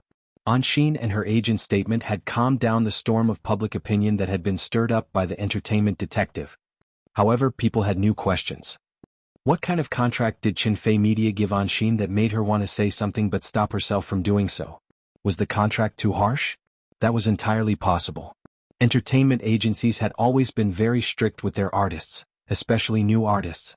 As a result, there had been a lot of lawsuits and it had become a hot topic. People thought that if Anshin had been offered a good contract by Qin Fei Media, there was no reason for her to turn it down. All of a sudden, the voices of sympathy and support for Anshin soared, and the number of her fans increased by more than 1 million. Among them, there were also a lot of V accounts that were stirring up trouble and criticizing Qin Fei Media. As the saying goes, public opinion can melt gold, and Qin Fei Media was pushed to the teeth of the storm. Anshin's agent is called Wang Han. She's not her real cousin. The Waves blog was in an uproar, and Lu Qin and Qin Fei got the news that night. You from the Star was about to premiere, and in order to ensure the quality of the show, the two of them spent most of their time on the set. They even turned off their phones when they were working. It was Lu Shi who went to Huairo's studio to tell them about the news. Her sister came back to the capital that morning, and she got the news as soon as she could. She did some research on the rumors and had a basic understanding of what was going on behind the scenes. Nothing was new under the sun. It was hard to keep secrets in the entertainment industry from everyone. Qin Fei Media was expanding its network in the entertainment industry, so someone sent the news directly to them. Anshin's agent, Wang Han, was an experienced agent who had been in the entertainment industry for more than 10 years. She had worked for many stars and artists, so she was very experienced and difficult to deal with. She claimed to be Anshin's distant cousin, and Anshin also kept this relationship a secret. Therefore, Lu Shi, who had been negotiating the contract in Hangzhou, was unprepared and suffered a loss.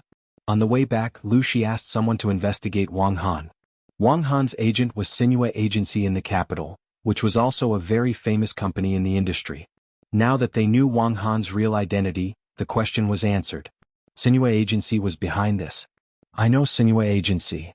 Qin Fei said, they didn't sign her directly. I think they're trying to help Anshin get more attention. Sinua Agency was a professional agency, or more precisely, an agent management company. They signed agents, not stars. They got paid through the services of the agents. In the entertainment industry, Sinua Agency was a well-known brand. Many stars' agents were affiliated with Sinua Agency, so they had a good reputation. However, for entertainment film and television companies, Sinua Agency's agent was undoubtedly a synonym for being difficult to deal with.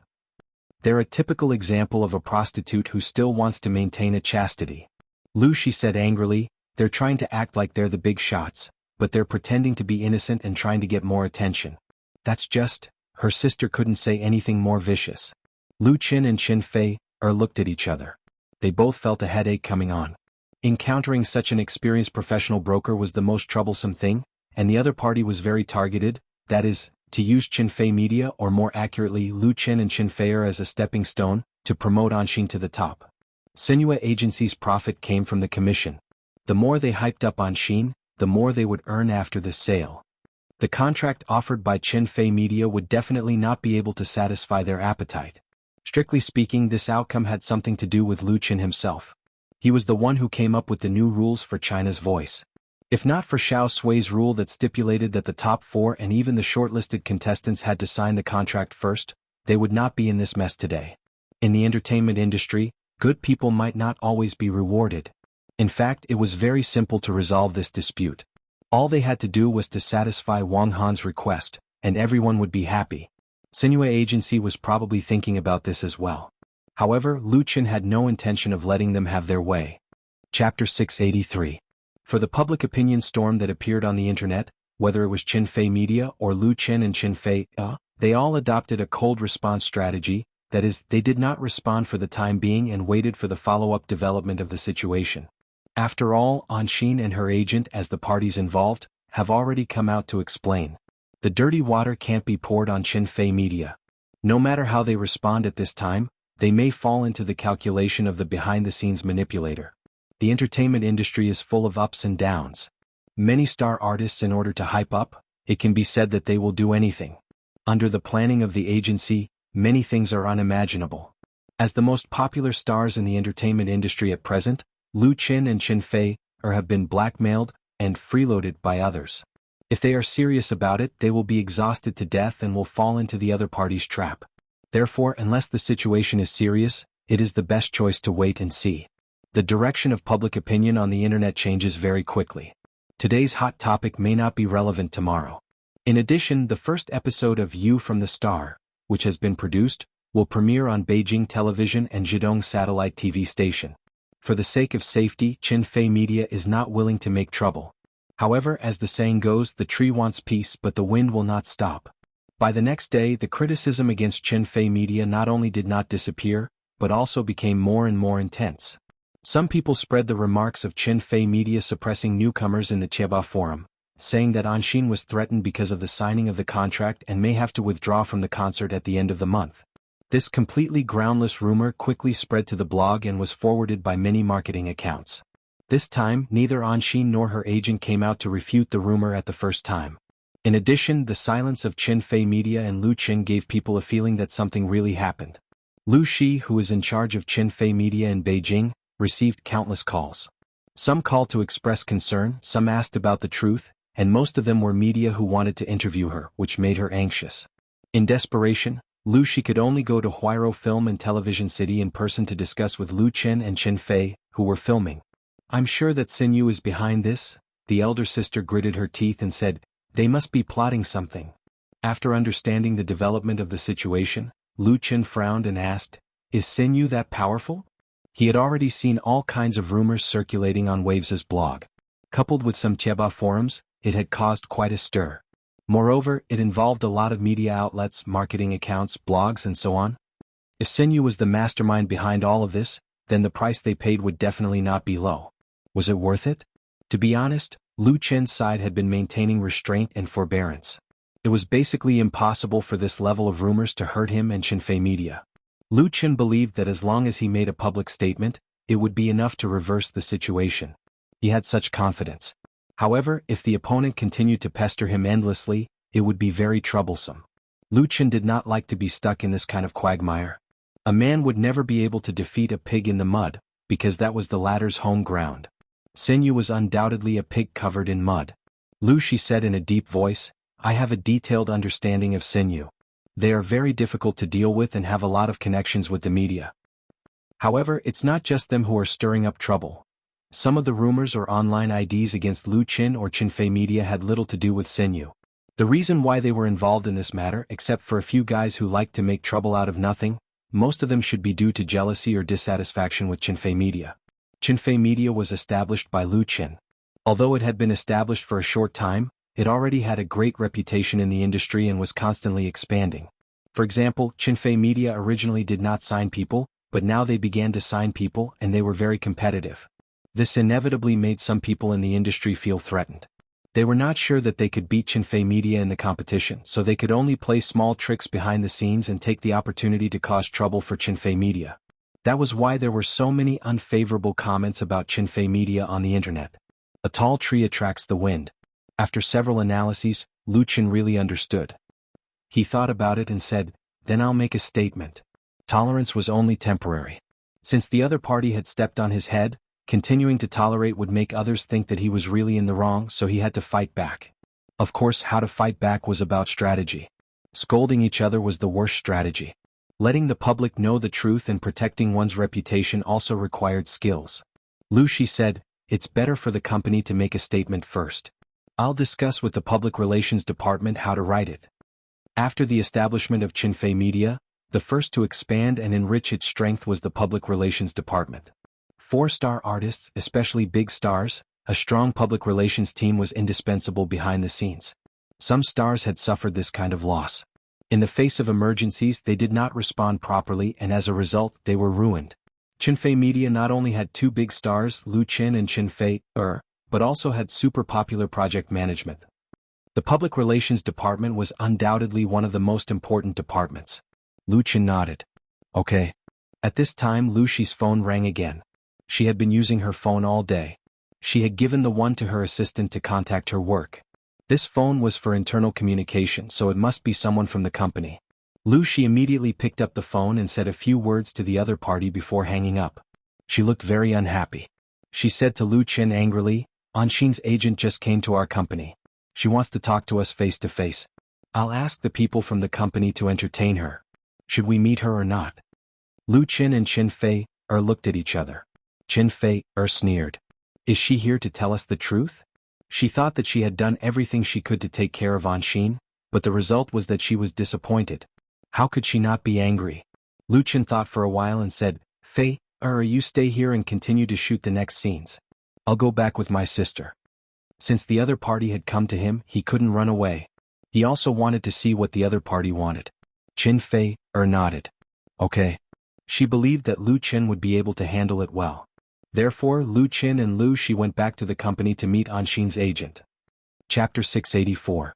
In the reception room of Qinfei Media's headquarters, Lu Qin and Lu Shi met Anshin's agent, Wang Han.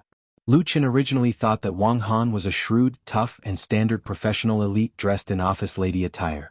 Maybe she wore a pair of gold-rimmed glasses, spoke aggressively, and had a tough and tenacious personality. But when he saw her in person, he found that there was a huge gap between his imagination and reality. Wang Han was in her 30s. She was petite and about 1.6 meters tall at most. She was quite pretty. It was hard to be guarded against such a woman. But Lu Qin wouldn't look down on her because of that. She must have some ability to make Anshin fall in love with her. Wang Han didn't come alone. There was a young man with her.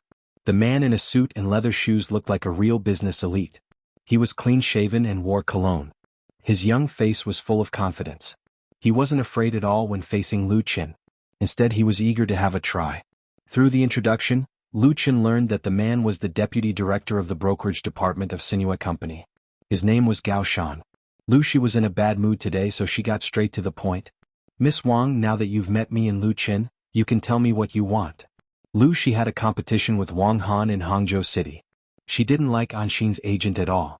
Wang Han smiled. Boss Lu, I'm here to talk about Miss Anshin's contract. Miss Anshin actually wants to sign a contract with your company. She admires Mr. Lu Qin and Miss Qinfei very much. She's very grateful for your help. She just wants to be treated fairly. Lu Shi sneered. She thinks that our original contract is unfair to her? Wang Han smiled but didn't say anything. Gao Shan, who was sitting next to her, took out a prepared document and said loudly, "Boss Lu, we think that your company has seriously underestimated Miss Anshin's commercial value. The original contract doesn't match her status. This evaluation report proves." "Sorry, your evaluation report is of no use to us." Before he finished speaking, he was interrupted by Lu Qin. "Signing a contract is a voluntary thing. We, Qinfei Media, will not force anyone to sign a contract. I don't think there's anything wrong with the original contract. If Miss Anshin can't accept it, we can only express our regret. I believe she will find a better choice." "As for help," Lu Qin smiled. "Actually, Miss Anshin doesn't owe me or Miss Qinfei, or anything. Miss Anshin participated in a TV show, and she deserves what she got. You don't need to feel guilty." "So, I guess we have nothing to talk about?" Wang Han and Gao Shan were both stunned. Could be said that the two of them came with great momentum. They were fully prepared in advance, and they were also prepared to have a fierce battle with Qinfei Media to fight for the greatest benefits for their side. However, Lu Qin didn't want to talk at all. It was like they had rolled up their sleeves and rolled up their sleeves to go all out at the gambling table, but the opponent directly flipped the table. It was such a bad feeling. Gao Shan's face suddenly became gloomy. "Mr. Lu Qin, this is not a friendly negotiation. Miss Anshin really hopes. She is she and I am me." Gao Shan's words were interrupted again by Lu Qin. "I wish her a bright future. Don't waste your time." Although it was a little impolite, Lu Qin really found it funny. Lu Shi had clearly expressed her refusal on behalf of Qinfei Media, but the other side still pestered them.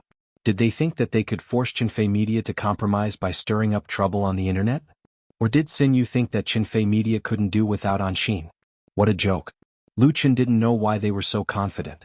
Gao Shan's face was as black as the bottom of a pot. He said unhappily, "Mr. Lu Qin, have you thought it through?" Lu Qin waved his hand as if he was shooing away a fly. "Goodbye." At this point, Wang Han and Gao Shan couldn't stay any longer no matter how shameless they were. They had to stand up and leave. When she walked to the door, Wang Han stopped and turned around to say to Lu Qin, "Mr. Lu Qin, actually we can talk about it and strive for a win-win result." Lu Qin didn't even bother to look at her face. Wang Han sighed and walked away sulkily. After Xin Yu's people left, Lu Qin said to Lu Shi, "Sister, let's issue a statement right now to end this matter. Also, scan the contract for Anshin and submit it." Since the negotiation had failed, he might as well cut the Gordian knot. He didn't have time to waste on them. Lu Shi replied without hesitation, "Okay." When Lu Shi went to the public relations department to draft the statement, Wang Han and Gao Shan returned to their car. Gao Shan threw the document in his hand on the back seat angrily and said, "Does he really think he's so arrogant? Without Butcher Zhang we can only eat pigs with fur?" Wang Han sat in the front passenger seat and said thoughtfully, "Looks like we made a mistake."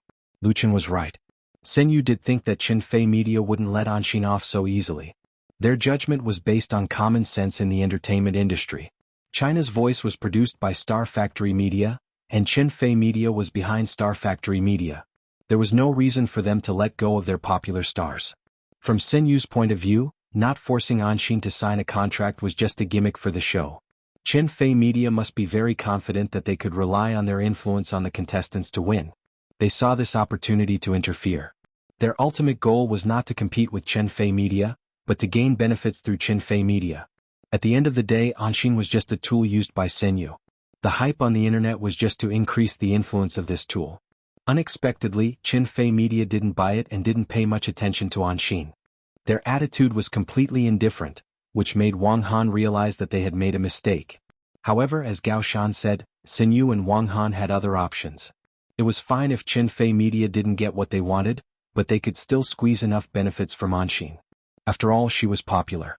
Wang Han looked at the headquarters of Qinfei Media unwillingly and ordered, "Let's go back to the hotel." Next, she had to convince Anshin to negotiate with another entertainment company. The other party's offer was more sincere than Qinfei Media's. Chapter 685. Wang Han stayed in a 5-star hotel in the capital and booked a business suite specifically for Anshin. After winning the championship of China's Voice, Anshin's net worth soared. She went from an unknown singer in a bar to a popular talent show star in the entertainment industry. Her life immediately changed.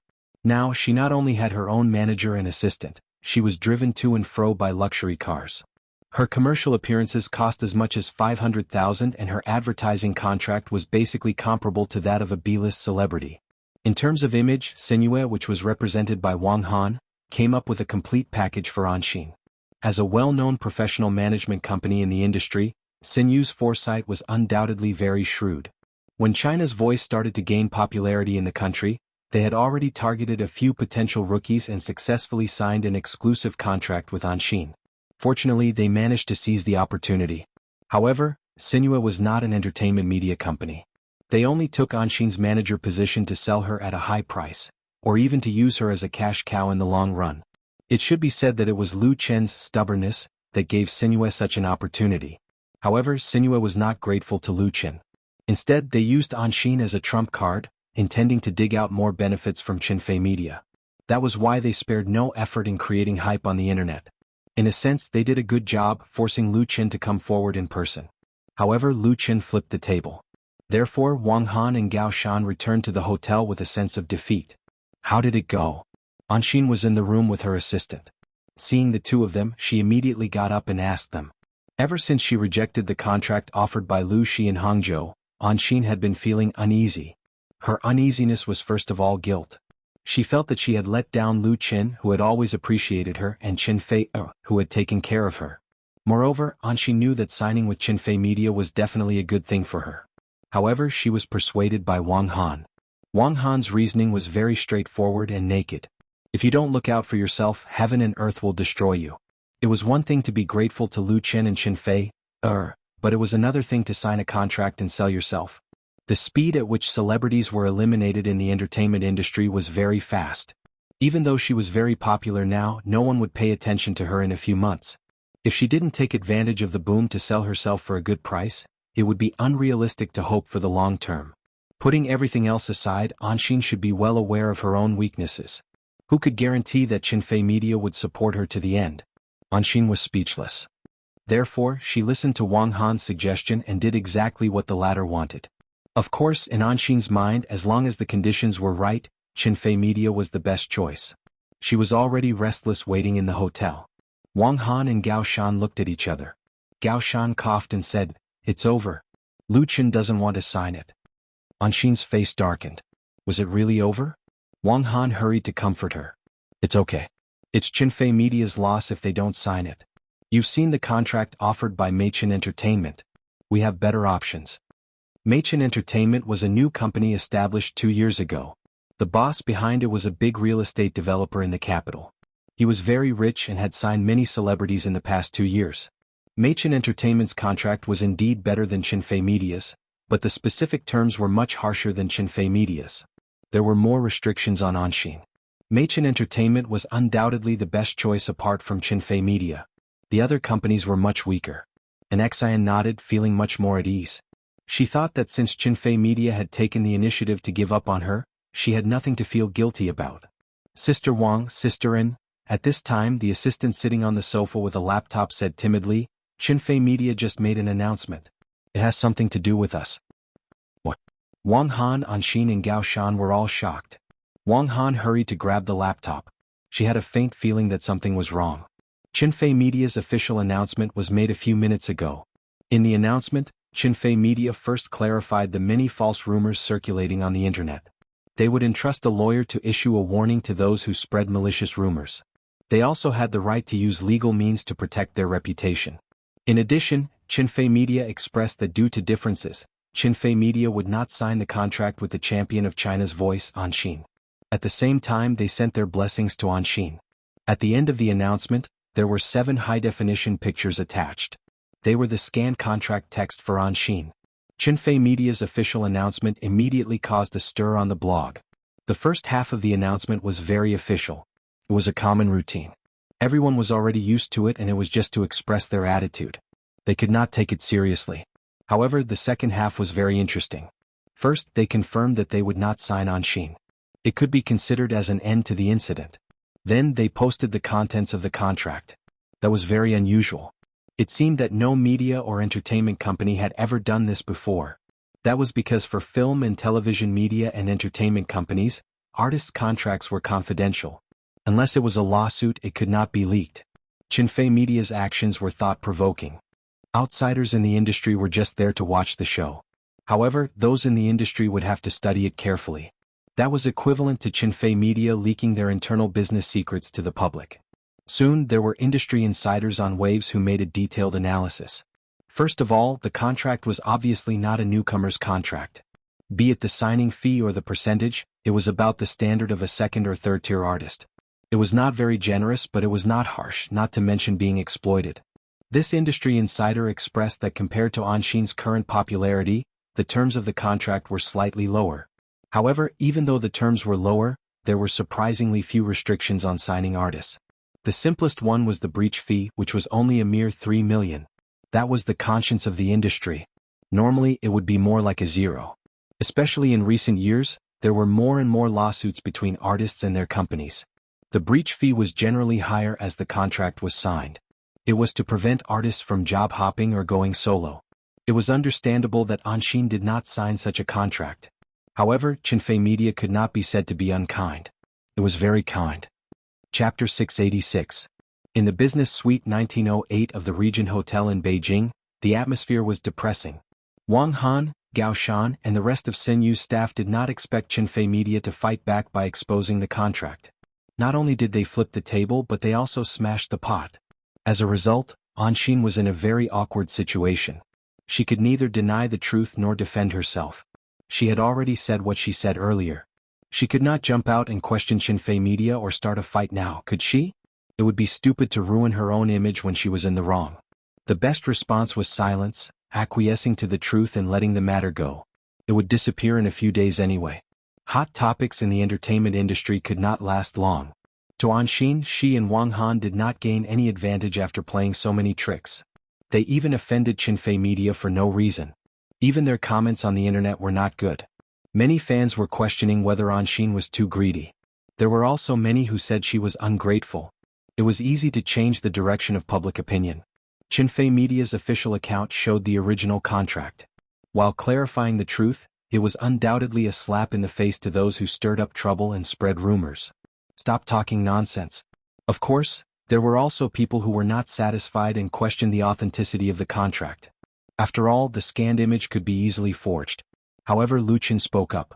Since Anshin's contract signing scandal, Lu Qin and Qinfei had been silent. They claimed that they were busy with the filming of You from the Star and refused all interviews from the media. It was inevitable that many people thought there was something fishy going on. However, Lu Qin did not say anything. It was not because he was afraid, but because he was waiting for the right time to strike. Now he was fighting back. 2 hours after the announcement of Qinfei Media's statement, Lu Qin updated his blog post on his personal blog. In the blog, he first praised Anshin as a very hard-working and talented singer. He expressed regret that Anshin rejected the contract offered by Qinfei Media and wished Anshin could achieve greater success in the music industry. Then Lu Qin mentioned The Voice of China, a talent show that had created a viewership record. Only then did everyone realize that the idea and concept for The Voice of China came from Lu Qin's hands. Furthermore, he had applied for patents all over the world and even reached an agreement with Korea's KBS television station to sell the copyrights. Similarly, the basic rules of The Voice of China were also set by Lu Qin. In terms of the program's rules, China's The Voice could be said to have subverted the norm in the industry by not forcing the contestants to sign a contract, giving the students of The Voice the most freedom. Lu Qin recalled that when he had just started out in the entertainment industry, he had been faced with an extremely harsh artist contract. Do not do to others what you do not want them to do to you. That was why he had made such a decision, even if many people objected to it. Although this had caused a storm, he did not have any regrets. For the second season of China's The Voice next year, there will be no changes to the rules. Qinfei Media and Star Factory Media will definitely not be tied to any contracts. Even if an outstanding singer already has a contract, they will still receive the fairest treatment on the stage of China's The Voice. This was the promise Lu Qin made at the end of his blog post.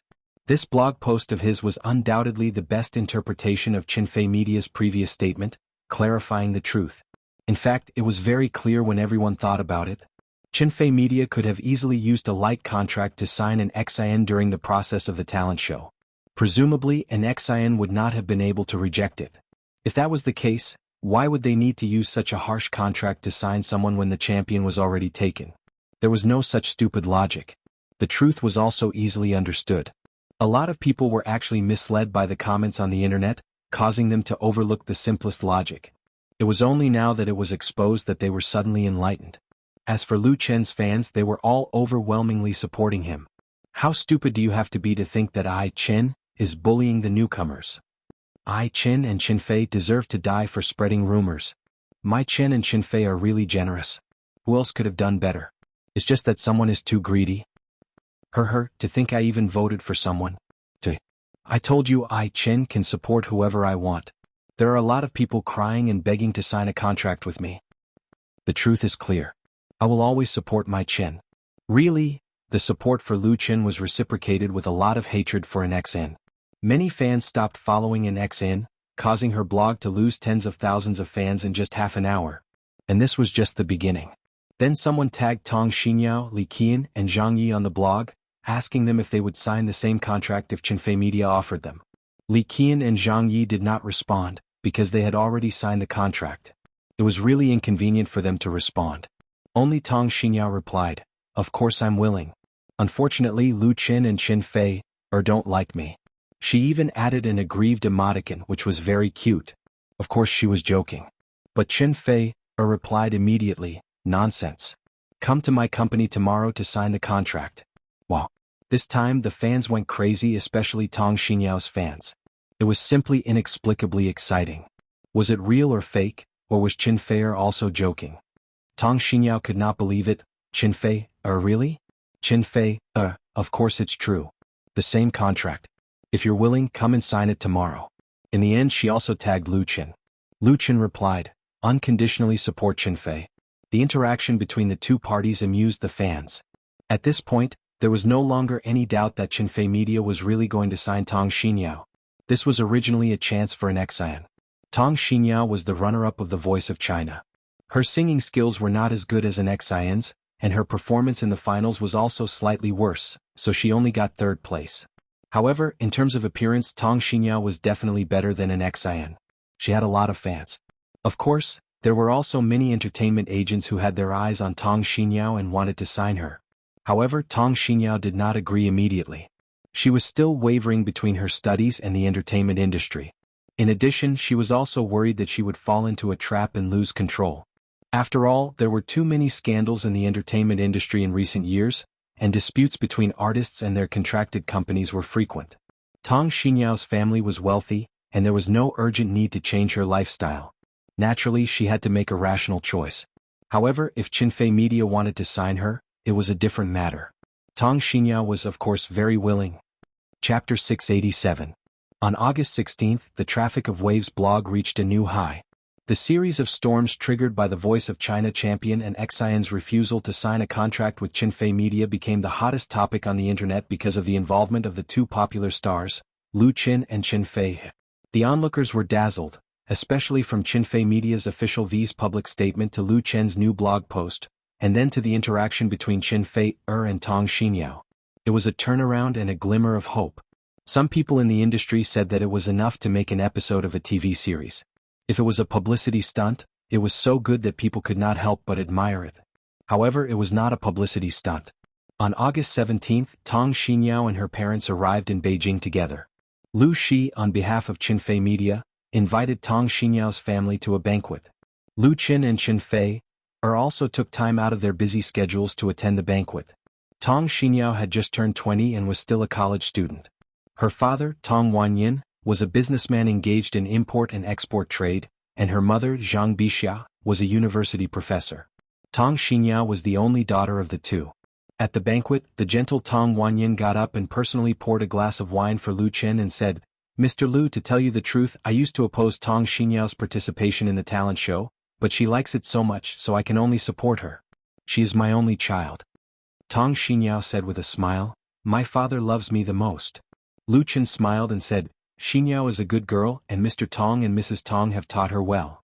Tong Wanyin said, "It's also thanks to your care for her. I've watched all her shows and know that she works hard. Since she has made up her mind, then I object to her quitting school and signing with your company. I'll leave it to you in the future." After that, he bowed to Lu Chen to express his gratitude. Lu Chen quickly stood up and returned the gesture. "You flatter me. Mr. Tong, please have a seat." He secretly sighed in his heart. Parents are always concerned about their children. As a successful businessman, Tong Wanyin didn't need to be so polite to him. This caused Lu Qin to be unable to help but think of his own father, and a trace of sadness appeared in his heart. Tong Wanyin sat down, drank a glass of wine and said, "In fact, a few companies came to sign Tong Xinyao a few days ago, but I directly rejected them when I saw the contracts they took out. They were all hidden traps." Speaking of which, he was quite angry. If Tong Xinyao is ignorant of the world and has no guidance, signing such a contract is tantamount to selling herself. These people are really... Lu Qin nodded. He was very clear about the morality of those entertainment management companies. It couldn't be said that they were 100% honest. Most of them were the kind of people who couldn't wait to squeeze oil out of a stone. On the surface, their lips were incomparably beautiful, but when it came to the real implementation of the contract, who knew how many hidden traps? When Lu Qin first began to emerge, he had already seen through it, so he would rather be difficult to establish his own business and control his own destiny. Lu Shi smiled and said, "Mr. Tong, are you satisfied with the contract we gave Xinyao?" Tong Wanyin gave a thumbs up and only said 4 words, "The conscience of the industry." Since it was related to his daughter's future, Tong Wanyin naturally read the contract provided by Qinfei Media repeatedly. He also learned about the situation of artists signing contracts in the entertainment industry through his friends and acquaintances.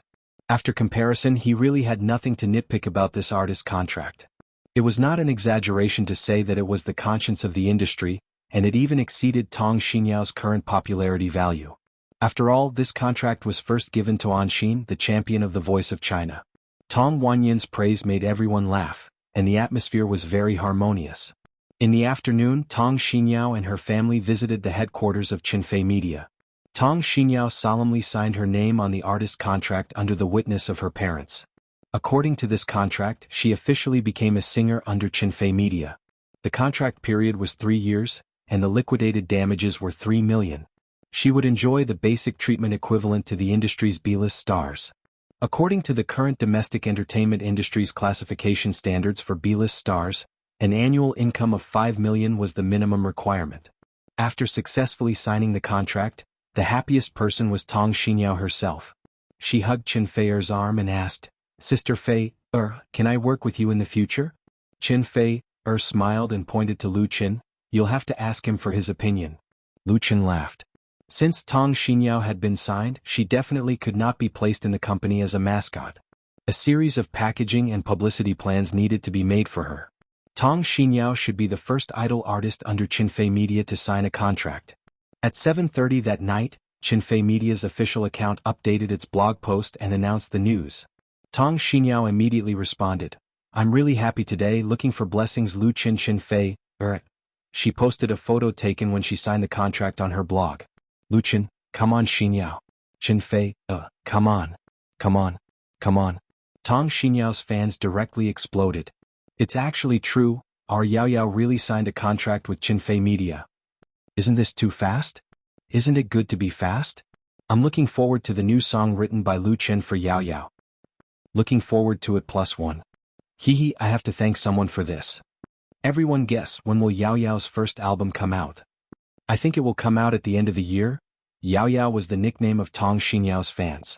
For Tong Xinyao's lightning signing with Qinfei Media, the fans were all happy and excited as if it was a festival. In addition to Tong Xinyao's fans, Lu Qin and Qinfei's fans also sent their blessings. As a result, the number of fans on Tong Xinyao's blog soared by hundreds of thousands that night, and her popularity soared. Then the second blog post released by the official V of Qinfei Media made her attention explode instantly. Tong Xinyao will sing a new song tailored for her by Lu Qin at the concert of The Voice of Hangzhou at the end of the month, and will participate in Lu Qin and Qinfei's new drama, You from the Star. At this time, the entire entertainment industry paid attention to Tong Xinyao, and some people called her Lucky Girl. In the entertainment industry, there are many artists who become famous overnight, but there are really not many people who are luckier than Tong Xinyao.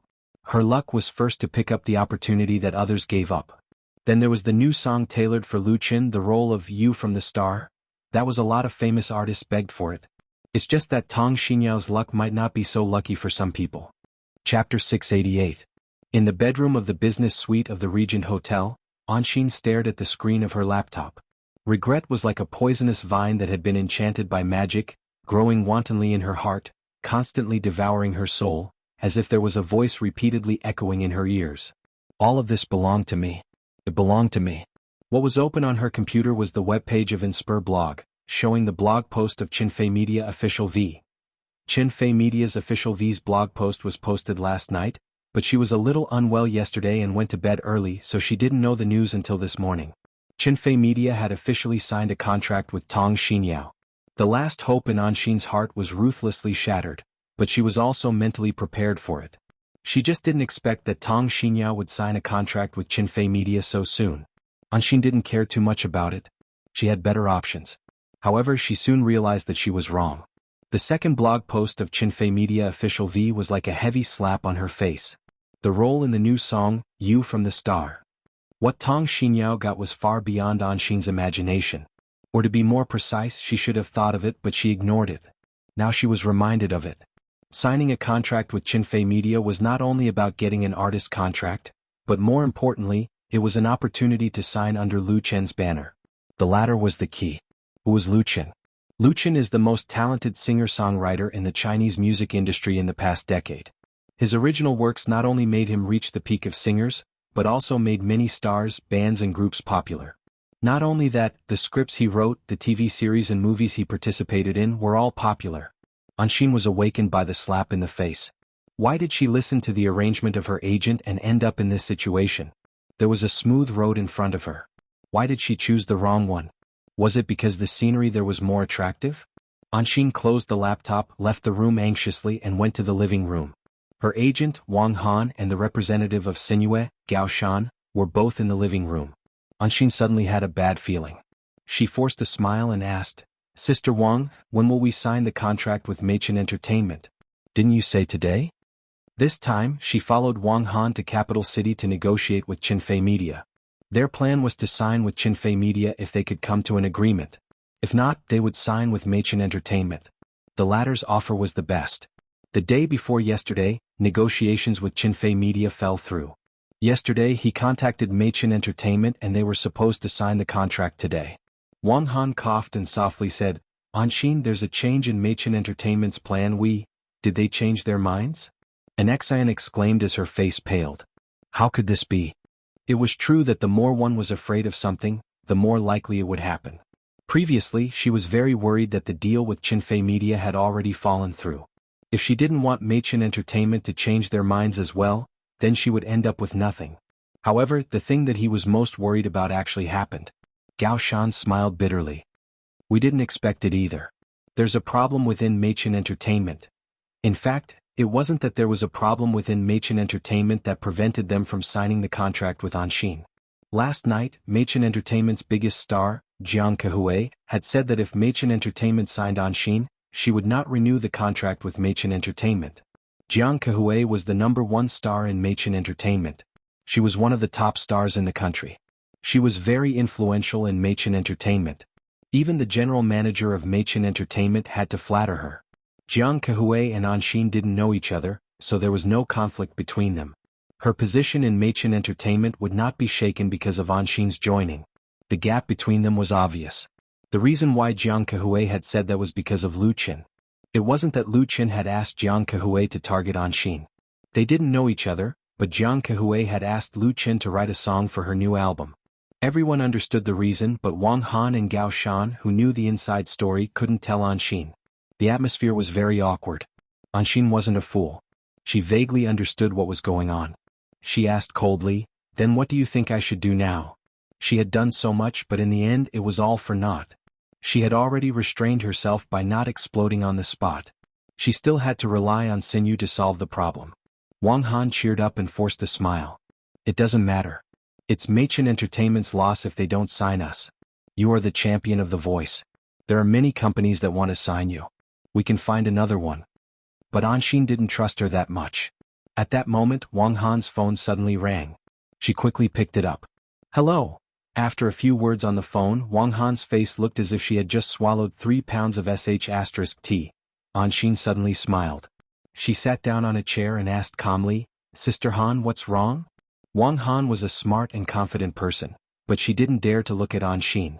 She hesitated for a moment and said, "Zhonghua Automobile is not going to sign us." This time Anshin was completely dumbfounded. Zhonghua Automobile was the biggest sponsor of The Voice of China.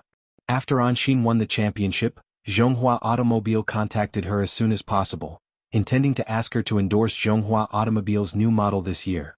This would undoubtedly be the biggest endorsement that Anshin could receive, with a contract value of at least 1 million yuan. Now it was also cancelled. Wang Han didn't dare to tell Anshin that the news from Senyu was that Zhonghua Automobile was going to transfer the endorsement contract to Tong Xinyao, who had just signed with Qinfei Media. As a professional agent, Wang Han overestimated the value of Anshin and underestimated the influence of Lu Qin in the industry. If she didn't act on her own, the result would be completely different. The atmosphere in the room became extremely depressing, so heavy that people couldn't breathe. And for all this, Lu Qin knew nothing, and even if he knew, he wouldn't care. August 18th, a very auspicious day, the 4th episode of You from the Star, was filmed at Huairou Film and Television Base, and the first episode will premiere at 8 o'clock tonight on Beijing and Zhejiang satellite TV stations. This highly anticipated TV series, the finale of Lu Chen's urban romance trilogy, finally played the prelude. Chapter 689. Jinling Imperial City KTV. The large private room that could accommodate hundreds of people was full of people. Men and women were all young people. Everyone was chatting and laughing in groups of 3 or 5. Some were taking photos and making phone calls. The atmosphere was very lively and active. However, on the widescreen TV wall, it was not a song playing on MTV, but a TV advertisement. The 5 wireless microphones used for singing were all plugged into the socket, and no one was occupying the microphone. Such a situation was absolutely rare in any KTV. However, none of the guests in the private room felt anything wrong, because they were members of Lu Chen's Jinling fan club. They were here to participate in a party tonight. One of the most important contents of this fan club party was to watch the TV series, You from the Star, which would premiere at 8 o'clock tonight on Zhejiang and Beijing satellite TV stations. This TV series could really be said to be highly anticipated. Lu Chen's fans had long been impatient, especially his fans who had called for it countless times on the blog. Especially the last official V announcement that the premiere date was pushed back from the 15th to the 18th, which caused countless complaints. Now they finally got what they wanted. It'll start in 5 minutes. Qi Hao looked at the time and said to his girlfriend Wang Weiwei, who was sitting next to him, "Do you want me to buy you some snacks or drinks or something?" Tonight's party was organized by Qi Hao. In fact, he didn't really like the TV series made by Lu Qin. He didn't really appreciate the plot of urban men and women falling in love. But in order to make his girlfriend happy, it didn't matter at all whether he liked it or not. In Lu Chen's Jinling fan club, Qi Hao's brother Mouse was also a famous signboard. His appeal was still very strong.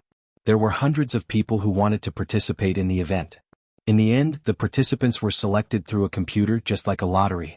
Qi Hao also secretly opened a small back door. Several of Wang Weiwei's close friends were all selected. Not to mention cheating, he had to run back and forth to please her. He didn't dare to let his girlfriend, who he had worked so hard to get, fly away. Wang Weiwei took Qi Hao's arm and said with a smile, "No need, your performance tonight is good enough." Her close friends liked it one after another, and Qi Hao was so happy that he couldn't close his mouth. "Begin." Someone in the private room shouted, and then everyone's attention was drawn to the voice. Those who were chatting stopped talking, those who were eating snacks stopped eating, and those who were on the phone directly turned off their phones.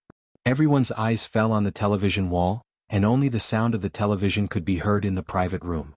At the same time, thousands of loyal fans of Lu Qin and Qin Feier, a large number of passers-by, and countless fans of the drama were all sitting in front of the TV. They were waiting for a miracle to happen. Capital city Wangfu Street. This place was located in the center of the most prosperous business district in the capital. A large number of department stores, shopping malls, jewelry stores, and brand stores gathered on both sides of the 1,800-meter-long street. World-famous brands could be seen everywhere. It was indeed worthy of the reputation of being a place with an inch of gold. It was the weekend and it was 8 o'clock in the evening. Wangfu Street ushered in the busiest time of the day. There was an endless stream of traffic on the main road, and the people on both sides of the sidewalks were like weaving weaves. Countless neon lights refracted a blurred world, making it easy for newcomers to get lost in it. Lu Qin and Qin Feier were following behind a tour group, walking hand in hand on Wangfu Street. People who didn't know would think that the two of them were part of the tour group. Today was the premiere day of You from the Star. The crew was given a holiday because of the adjustment of the set. Lu Qin and Qin Feier rarely spent time alone at home, so they went shopping and watched a movie in the evening. 4 ordinary couples. A simple date was not easy for the two of them. In order to avoid being surrounded by crowds, Lu Qin and Qin Feier had carefully dressed up so that they could not be easily recognized. Everyone follow closely. The tour guide led the way in front, looking back from time to time at the tour group following behind. This tour group was mainly made up of elderly people, which was very common in Beijing, one of the largest tourist cities in China. Uncles and aunts from the north and south of the motherland were led to climb the Great Wall and the Forbidden City during the day. At night, they came to Wangfu Street to shop in shopping malls and jewelry stores, buying gold and gold jewelry and so on. An auntie in the tour group noticed Lu Qin and Qin Feier, who had been following behind them. She asked curiously, "Are you two also in our group?" This tour group was a single group. The main force was the elderly, but there were also a few young people. Lu Qin explained, "No, we all live in Beijing. If we go out to play at night, we also go to the front. So that's how it is." The auntie was very talkative and she was very familiar with people. She simply chatted with Lu Qin, "It's really good to live in Beijing. It's not like our small place. We can't even find a decent shopping mall, and there's no place to go out to play at night. At most we can dance in the square." Lu Qin said with a smile, "Small places also have their advantages. The air quality is good and the competition is not so fierce." The auntie shook her head and said, "We can't find a more handsome young man than you in our land." Qin Feier, who was wearing a mask, laughed muffled. Lu Qin was very embarrassed by the compliment. "Of course not." The auntie said, "I'm serious. I think you look like a star and you have a good temper. Your girlfriend is really lucky." Lu Qin laughed and gave the auntie a thumbs up.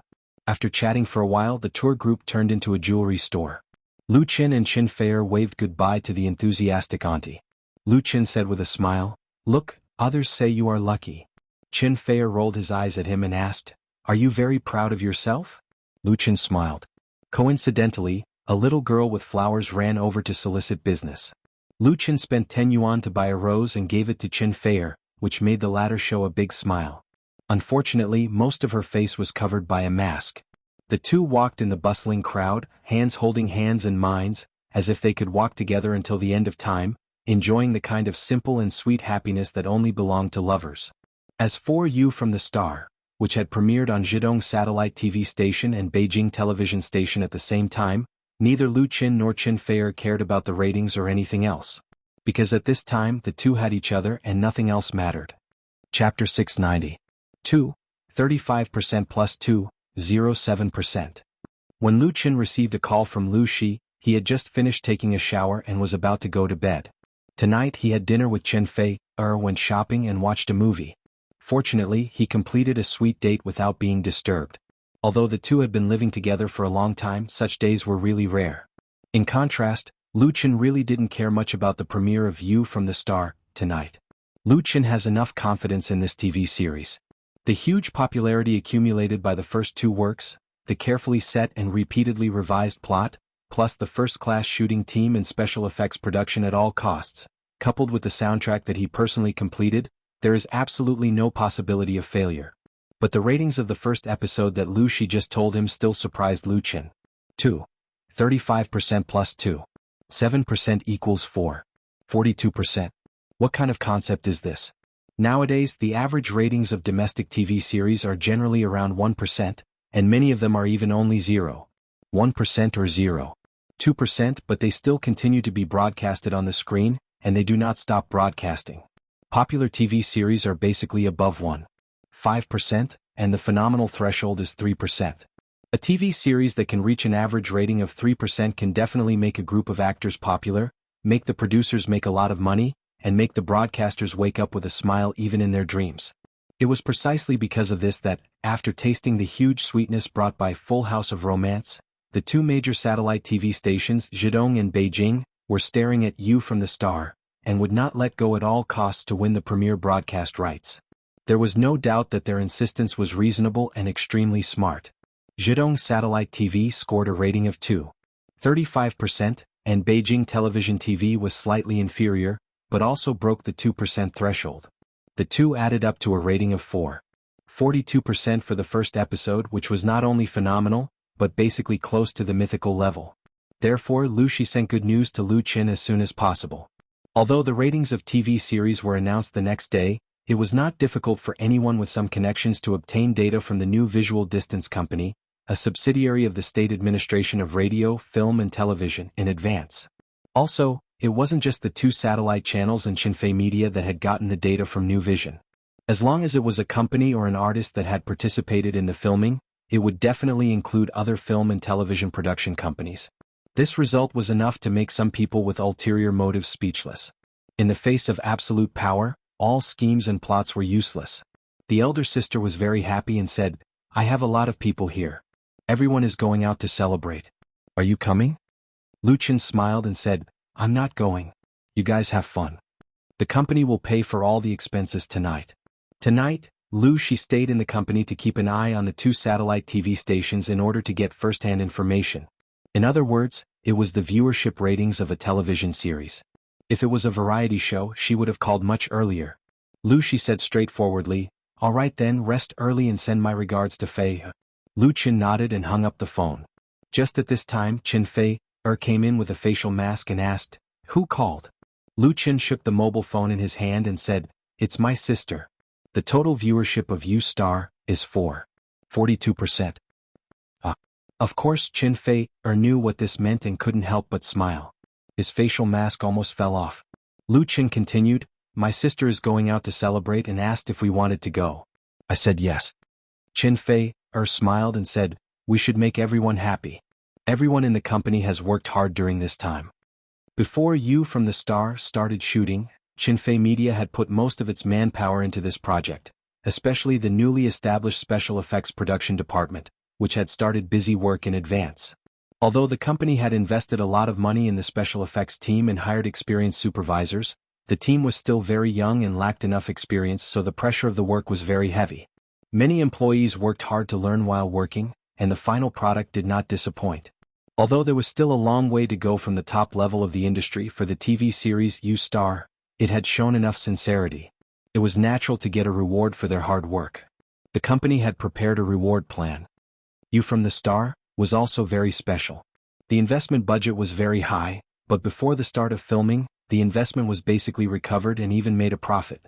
Lu Qin was now more interested in the fans and the audience's evaluation of You Star. He took a laptop from the study and first logged on to the official blog of You Star. Because it had been 2 or 3 hours since the first episode was broadcast, there were many people who went to the official blog to comment. Under the latest blog post, the number of comments exceeded 100,000. "I'm going to follow this TV series, please maintain the standard. So good, Lu Qin is so handsome. The male lead played by Lu Qin is actually an alien. No wonder it's called You from the Star. Interesting.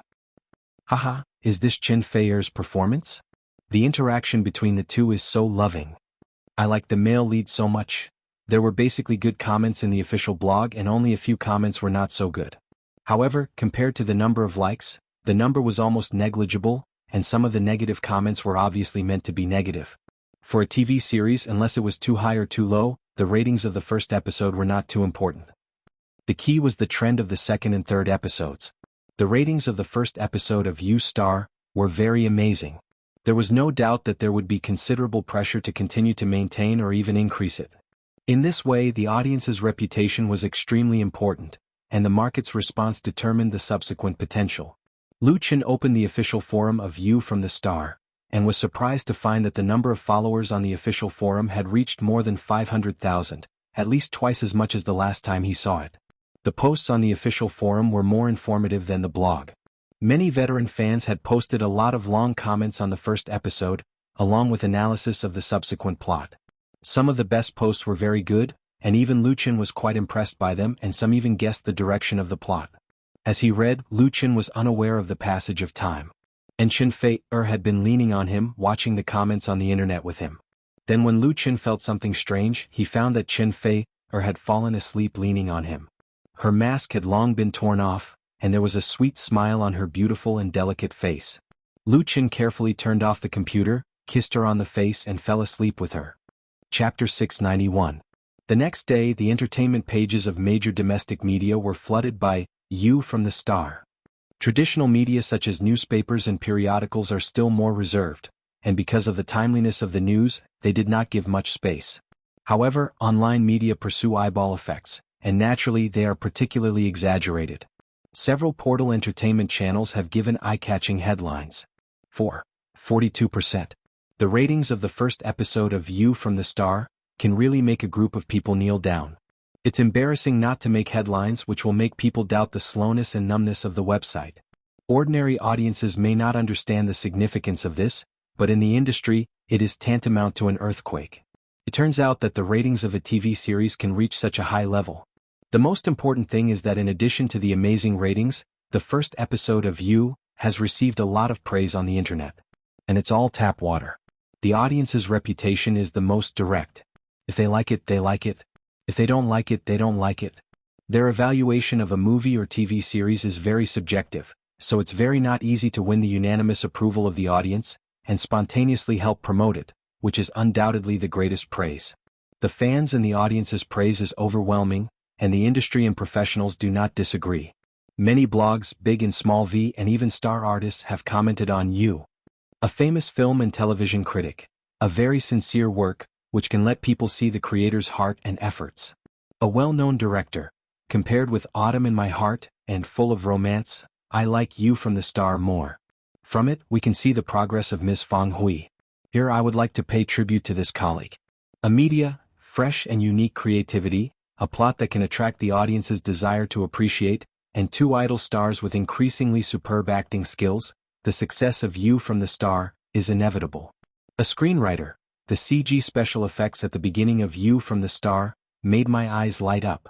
It is said that it was made by Chinfei Media's own special effects team. Big praise. An artist? Is this considered overpraise? Lu Qin couldn't help laughing when he saw the response of online public opinion sent by the company after sorting it out on the computer. You from the Star was very successful, and he was full of confidence, but it was undoubtedly abnormal to receive such one-sided praise, especially when some media outlets praised the TV series to the sky. Some of the words used made Lu Qin feel goosebumps all over his body. This time, Chinfei Media did not spend much on public relations for the premiere of Xingyu. These media definitely did not take his money. It was too strange for them to brag so much. No matter how popular an artist or a movie or TV series was, there would always be haters and critics. There would always be people who would try their best to find faults and attack them in order to show that they were different from others. One could even pick out bones from an egg. As long as one was willing to dig up dirt, they would be able to dig it up. If that didn't work, they could just twist it a little and create a big controversy. That way they would be able to gain popularity and wouldn't be afraid of people scolding them. The public relations department of Chinfei Media also noticed this abnormal situation and specially added a note. Chinfei replied disdainfully, "That goes without saying, the first episode of You from the Star had just been broadcast. According to the shooting plan, there were still 34 episodes to go. The first episode was already praised to such a high level, then the pressure in the future would be very great. Moreover, this TV series was a weekly drama, which used the mode of filming and broadcasting at the same time. It was impossible for the crew not to see these public comments, which would inevitably have a certain impact. If all the filming had been completed, then it didn't matter how others praised it, and it would also save on publicity costs." Chen Feier had been in the entertainment industry for more than 10 years, and he had seen and heard a lot of tricks in the entertainment industry. At a glance, he could see the dark intentions and purpose of these media outlets. These overly flattering media outlets did not have any direct grievances with Chinfei Media. What drove them to do this was nothing more than their peers in the industry. 4. 42%. This rating was frightening. How could there not be jealousy? Moreover, the ratings of the TV series broadcast by other TV stations at the same time were bound to be seriously squeezed. How could it not provoke hostility? They would definitely not be able to fight head-on, so they simply helped to create momentum and help you to the sky. Once there were problems with the subsequent episodes, they would do their best to step on it, and their purpose would be achieved. As for the media, they could not wait for the two sides to fight to the death. The fiercer the fight, the more they would earn. For example, if Chinfei Media felt pressure and wanted to cool down, as long as they were willing to spend money on them, it would not be a problem. Some newcomers did not understand the mystery, and often suffered a big loss because of this. "Forget about them," Lu Qin said decisively, "they praise them and will film ours." There was no way to argue directly when encountering this kind of thing. They could not sue these media outlets for being too flattering, could they? Either they spent money to eliminate the disaster or they ignored it, letting the wind blow in their ears. Lu Qin decisively chose the latter. His choice stemmed from strong confidence. Since the establishment of You from the Star, the script alone had been polished for more than half a year, and it had been comprehensively improved and optimized on the basis of the memory of another world. To put it bluntly, the new script was at least 2 streets ahead of the original. In addition to retaining the basic setting and plot outline, Lu Qin added a lot of characters and stories in it, big enriched the plot. In terms of filming and production, the investment budget of You from the Star was more than 100 million, and all the costs were recovered before filming began. Therefore, there was no financial problem, and increasing the budget was a simple matter. The most important thing was that the crew of You from the Star was very strong. Some of the staff were the old crew of Autumn in My Heart, and director Fang Hui had cooperated with Lu Qin in the previous 2 dramas. Both sides had a very good understanding. There was no problem with the internal unity of the crew, and now was the time when morale was high. In addition, the CG, which should have been a weak link, was also big because of Qinfei Media's large investment in the special effects team. Although it was not the best, it was at least passable and would not be held back. With all these factors, if Lu Qin was still afraid of any death by flattery, it would be a joke. The story of You from the Star became more and more exciting as it went on. And those who played tricks behind the scenes would only end up going for wool and coming home shorn, wasting their efforts. Qinfei gently hugged Lu Qin and kissed him on the cheek. What she admired and liked the most was Lu Qin's strong self-confidence that came from the heart. Next was Lu Qin's talent. Chapter 692. You too, can you take care of my feelings? Regarding Qinfei and Lu Qin's love, someone complained bitterly, don't treat me as if I don't exist. Qinfei smiled and immediately let go of Lu Qin, pounced on her, hugged her, and kissed her hard on the cheek. Is this okay? Are you satisfied? Tian suddenly blushed.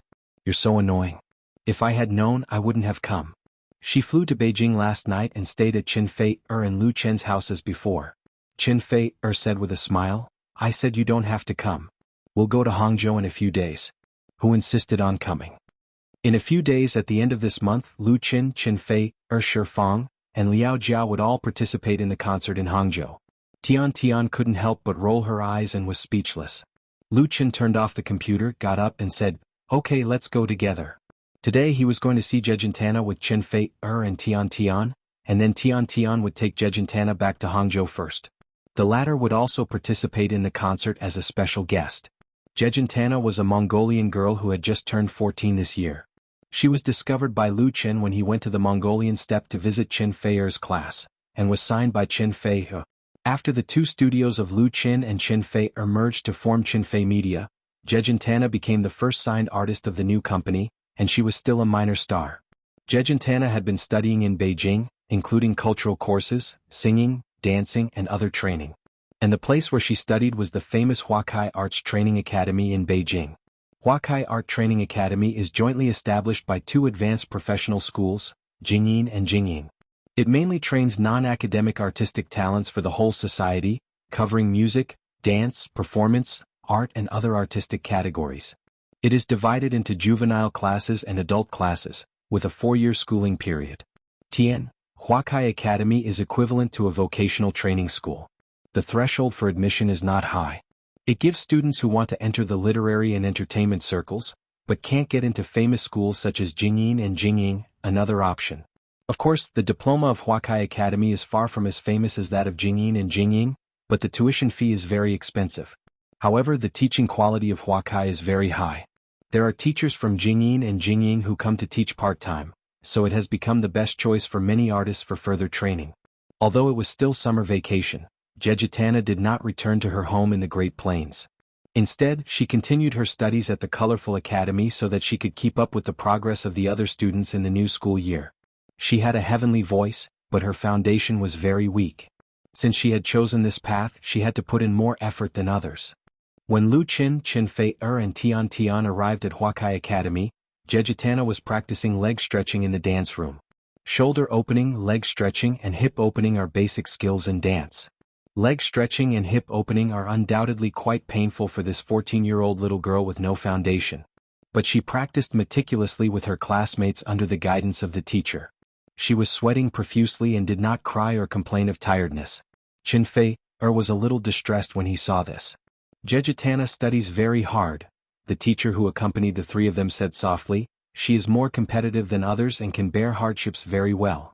Nowadays, children are very delicate and are used to being pampered. Most of the students who can enter the juvenile class of Huakai Academy come from wealthy families, so it is not easy to train them. A talented student like Jejitana, who is willing to endure hardships and work hard, is naturally particularly favored by the teacher. I don't think she will have any problem taking the Jingyin exam in the future. This is a very high praise. Every year, at least tens of thousands of students apply for Jingyin, but only a few hundred are finally admitted, and more students are told that there is no hope at the beginning. Lu Qin and Xin Fei did not disturb the practice in the dance room until the end of the class, when the teacher of the academy brought Jejitana, who had just changed her clothes. Big brother Lu Qin. Seeing the two of them, Jejitana was very happy. Sister Fei, why are you here? Her voice was exceptionally clear and loud so that everyone in the dance room could hear it clearly. It immediately caused a huge sensation and everyone gathered around. It really is Lu Qin and Xin Fei. Several little girls let out screams of surprise. You can occasionally see one or two stars in the Huakai Academy, but there are really no big shots like these two. The teacher of the academy hurriedly stopped them so that Lu Qin and the others could escape in time, otherwise they would really be surrounded. Back in the car, Jejitana was still very excited, pulling Xin Fei and chattering non-stop. Xin Fei lovingly touched her sweaty little head and said, "Sister Jejitana, let me introduce you. This is Sister Tian Tian. She will take you to Hangzhou first." Jejitana said with a smile, "Hello, Sister Tian Tian. You are so beautiful, just like an oriole on the prairie." Tian Tian beamed with joy and took the little girl's hand affectionately. "Hello, Sister Jejitana." Her little mouth was really too sweet, so cute and really lovable. She quickly became familiar with Jejitana, then helped Jejitana get clothes and other daily necessities from the dormitory, and finally took Lu Chen's car to the headquarters of Qinfei Media. Jejitana was the first to come to Beijing, accompanied by her mother. Later, after Qinfei arranged for her to enter the Huakai Academy to study, her mother returned to the prairie. Jejitana had always lived in the academy dormitory. The little girl had a very strong character, and her yearning for and pursuit of music was very firm. Although she missed her hometown and family very much, she did not back down halfway. Lu Qin and Xin Fei, because they were usually too busy with work, rarely had time to visit her.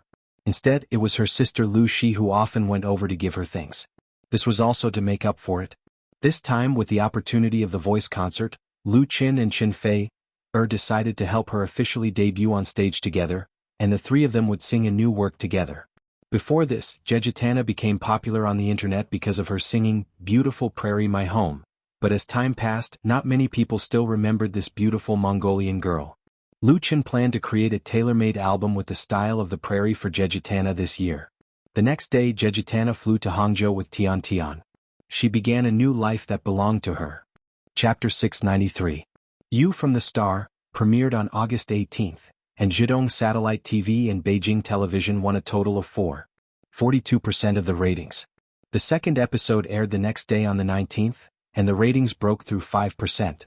Although it is not possible to rely on the first two episodes to judge the overall ratings of a TV series, basically no one inside or outside the circle questioned the success of You from the Star. The media speculation about You from the Star was more focused on the average ratings that the TV series could achieve in the end. On the same night on the 19th, the Korean dubbed version of You from the Star premiered on South Korea's KGS TV station. Due to the two popular dramas Autumn in My Heart and Full House of Romance as the basis, coupled with KGS's vigorous publicity, especially because there were two South Korean artists in You from the Star. You from the Star was highly anticipated by South Korean TV audiences before it was broadcasted. The result did not disappoint. The ratings of You from the Star that night reached 25%, only 0.75% away from reaching the 30% super high line. Moreover, the following rate on the internet was as high as 90%, and its reputation was no worse than that in China. When the news returned to China, it caused another sensation in the media. The fans of Lu Qin and Xin Fei were of course cheering and applauding loudly. Many friendly and neutral media were generous in their praise, which also made those guys who had the intention of killing them by praising them feel very embarrassed. The reason was very simple. No matter how much they praised You from the Star, it seemed very pale in comparison to the great success that You from the Star had already won.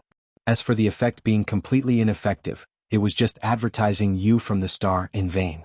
If they continued, it would just be throwing money into the water.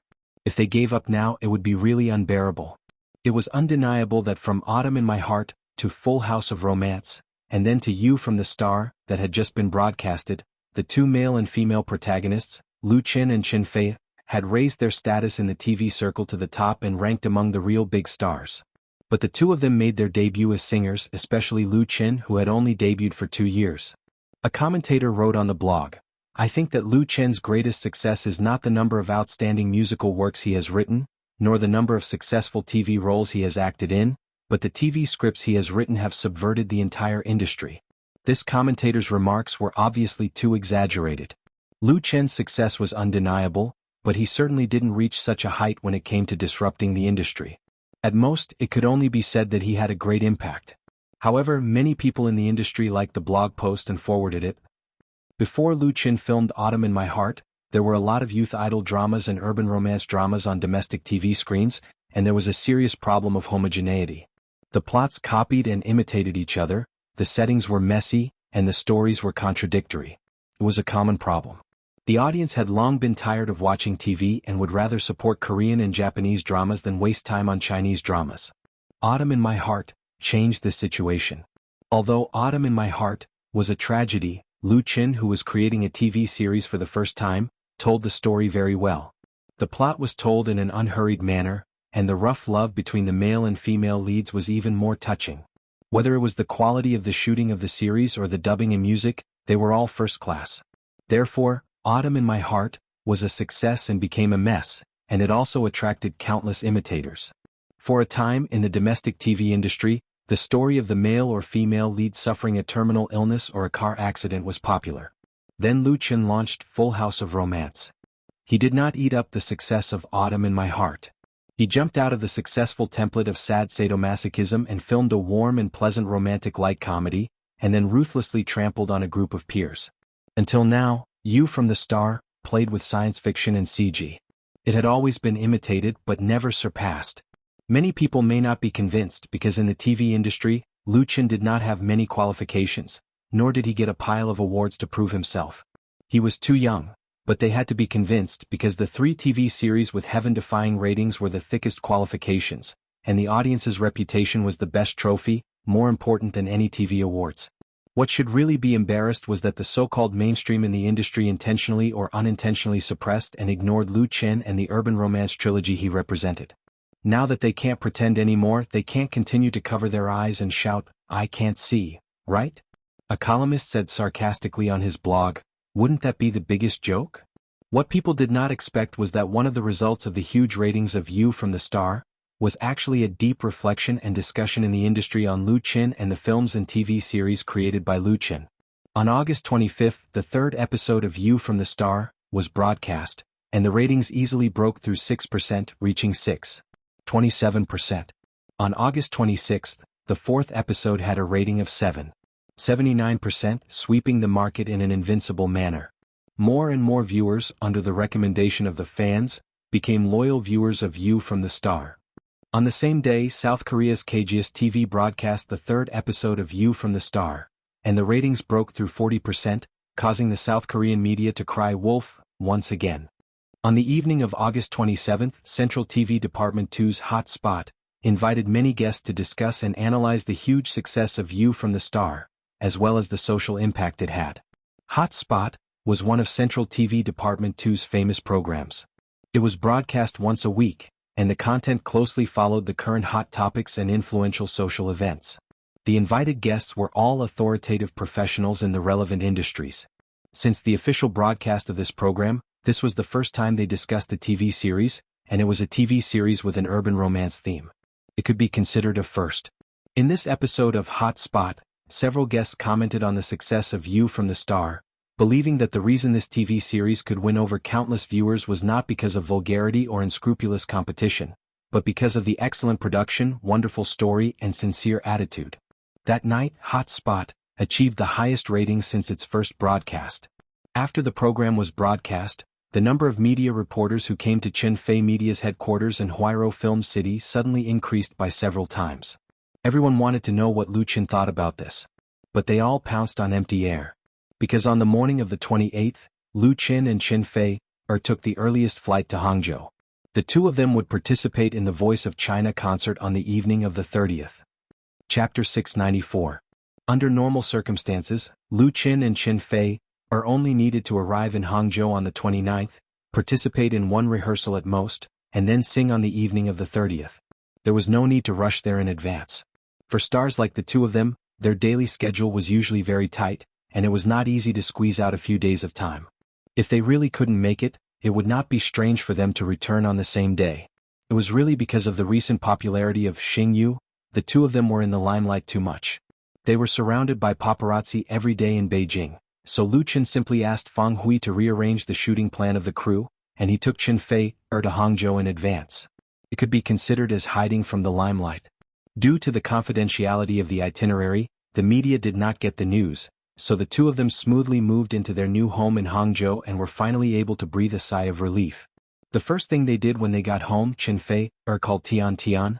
"We have arrived in Hangzhou." Tian Tian was shocked. "Damn, when did you get here? Didn't you say tomorrow?" It was rare for the former beautiful host of Zhidong satellite TV station to swear. She was really too excited. "That's great, my station just asked me for help. They want to invite you two to do an interview together." "What do you mean by your station? You have already resigned, okay?" Qin Fei said angrily. "We came here in advance to hide from the limelight, not to stand out. You just keep it to yourself. Don't tell others." "No sense of loyalty." Tian Tian said contemptuously, then said with a smile, "Then I'll bring you some food. You have to eat at home, right? How about bringing Jejentana along?" Of course, Qin Fei had no objection, so that night Tian Tian brought Jejentana over, and the four of them had a very happy dinner at home. The next afternoon, everyone rushed to Hangzhou Huanglong Stadium to participate in the rehearsal of the voice concert. Zhidong satellite TV station attached great importance to this concert and had made all kinds of arrangements long before the finals of China's Voice. So when Lu Qin and the others arrived at the concert venue, the stadium that could accommodate 75,000 spectators had basically been set up. 3 giant screens surrounded the central stage. Laser stage lights hung high in the air, and the 20-meter-long logo of the Voice of China hung in the middle of the stage. It was extremely eye-catching. There were also many staff members working on the stage. In the backstage area, Lu Qin and Qin Fei met Shifang and Liao Jia, who had just arrived in Hangzhou this morning. The 4 coaches of the Voice of China gathered once again. Qin Fei introduced Jejentana to the two of them. "Is this the girl who will be singing on stage tomorrow night?" Shifang was very fond of the beautiful and sweet Jejentana. She held her little hand and asked, "How old are you this year?" Jejentana replied sweetly, "Sister Shifang, I'm 14 years old this year." "Only 14 years old?" Shifang felt a little distressed. "You're already singing at such a young age.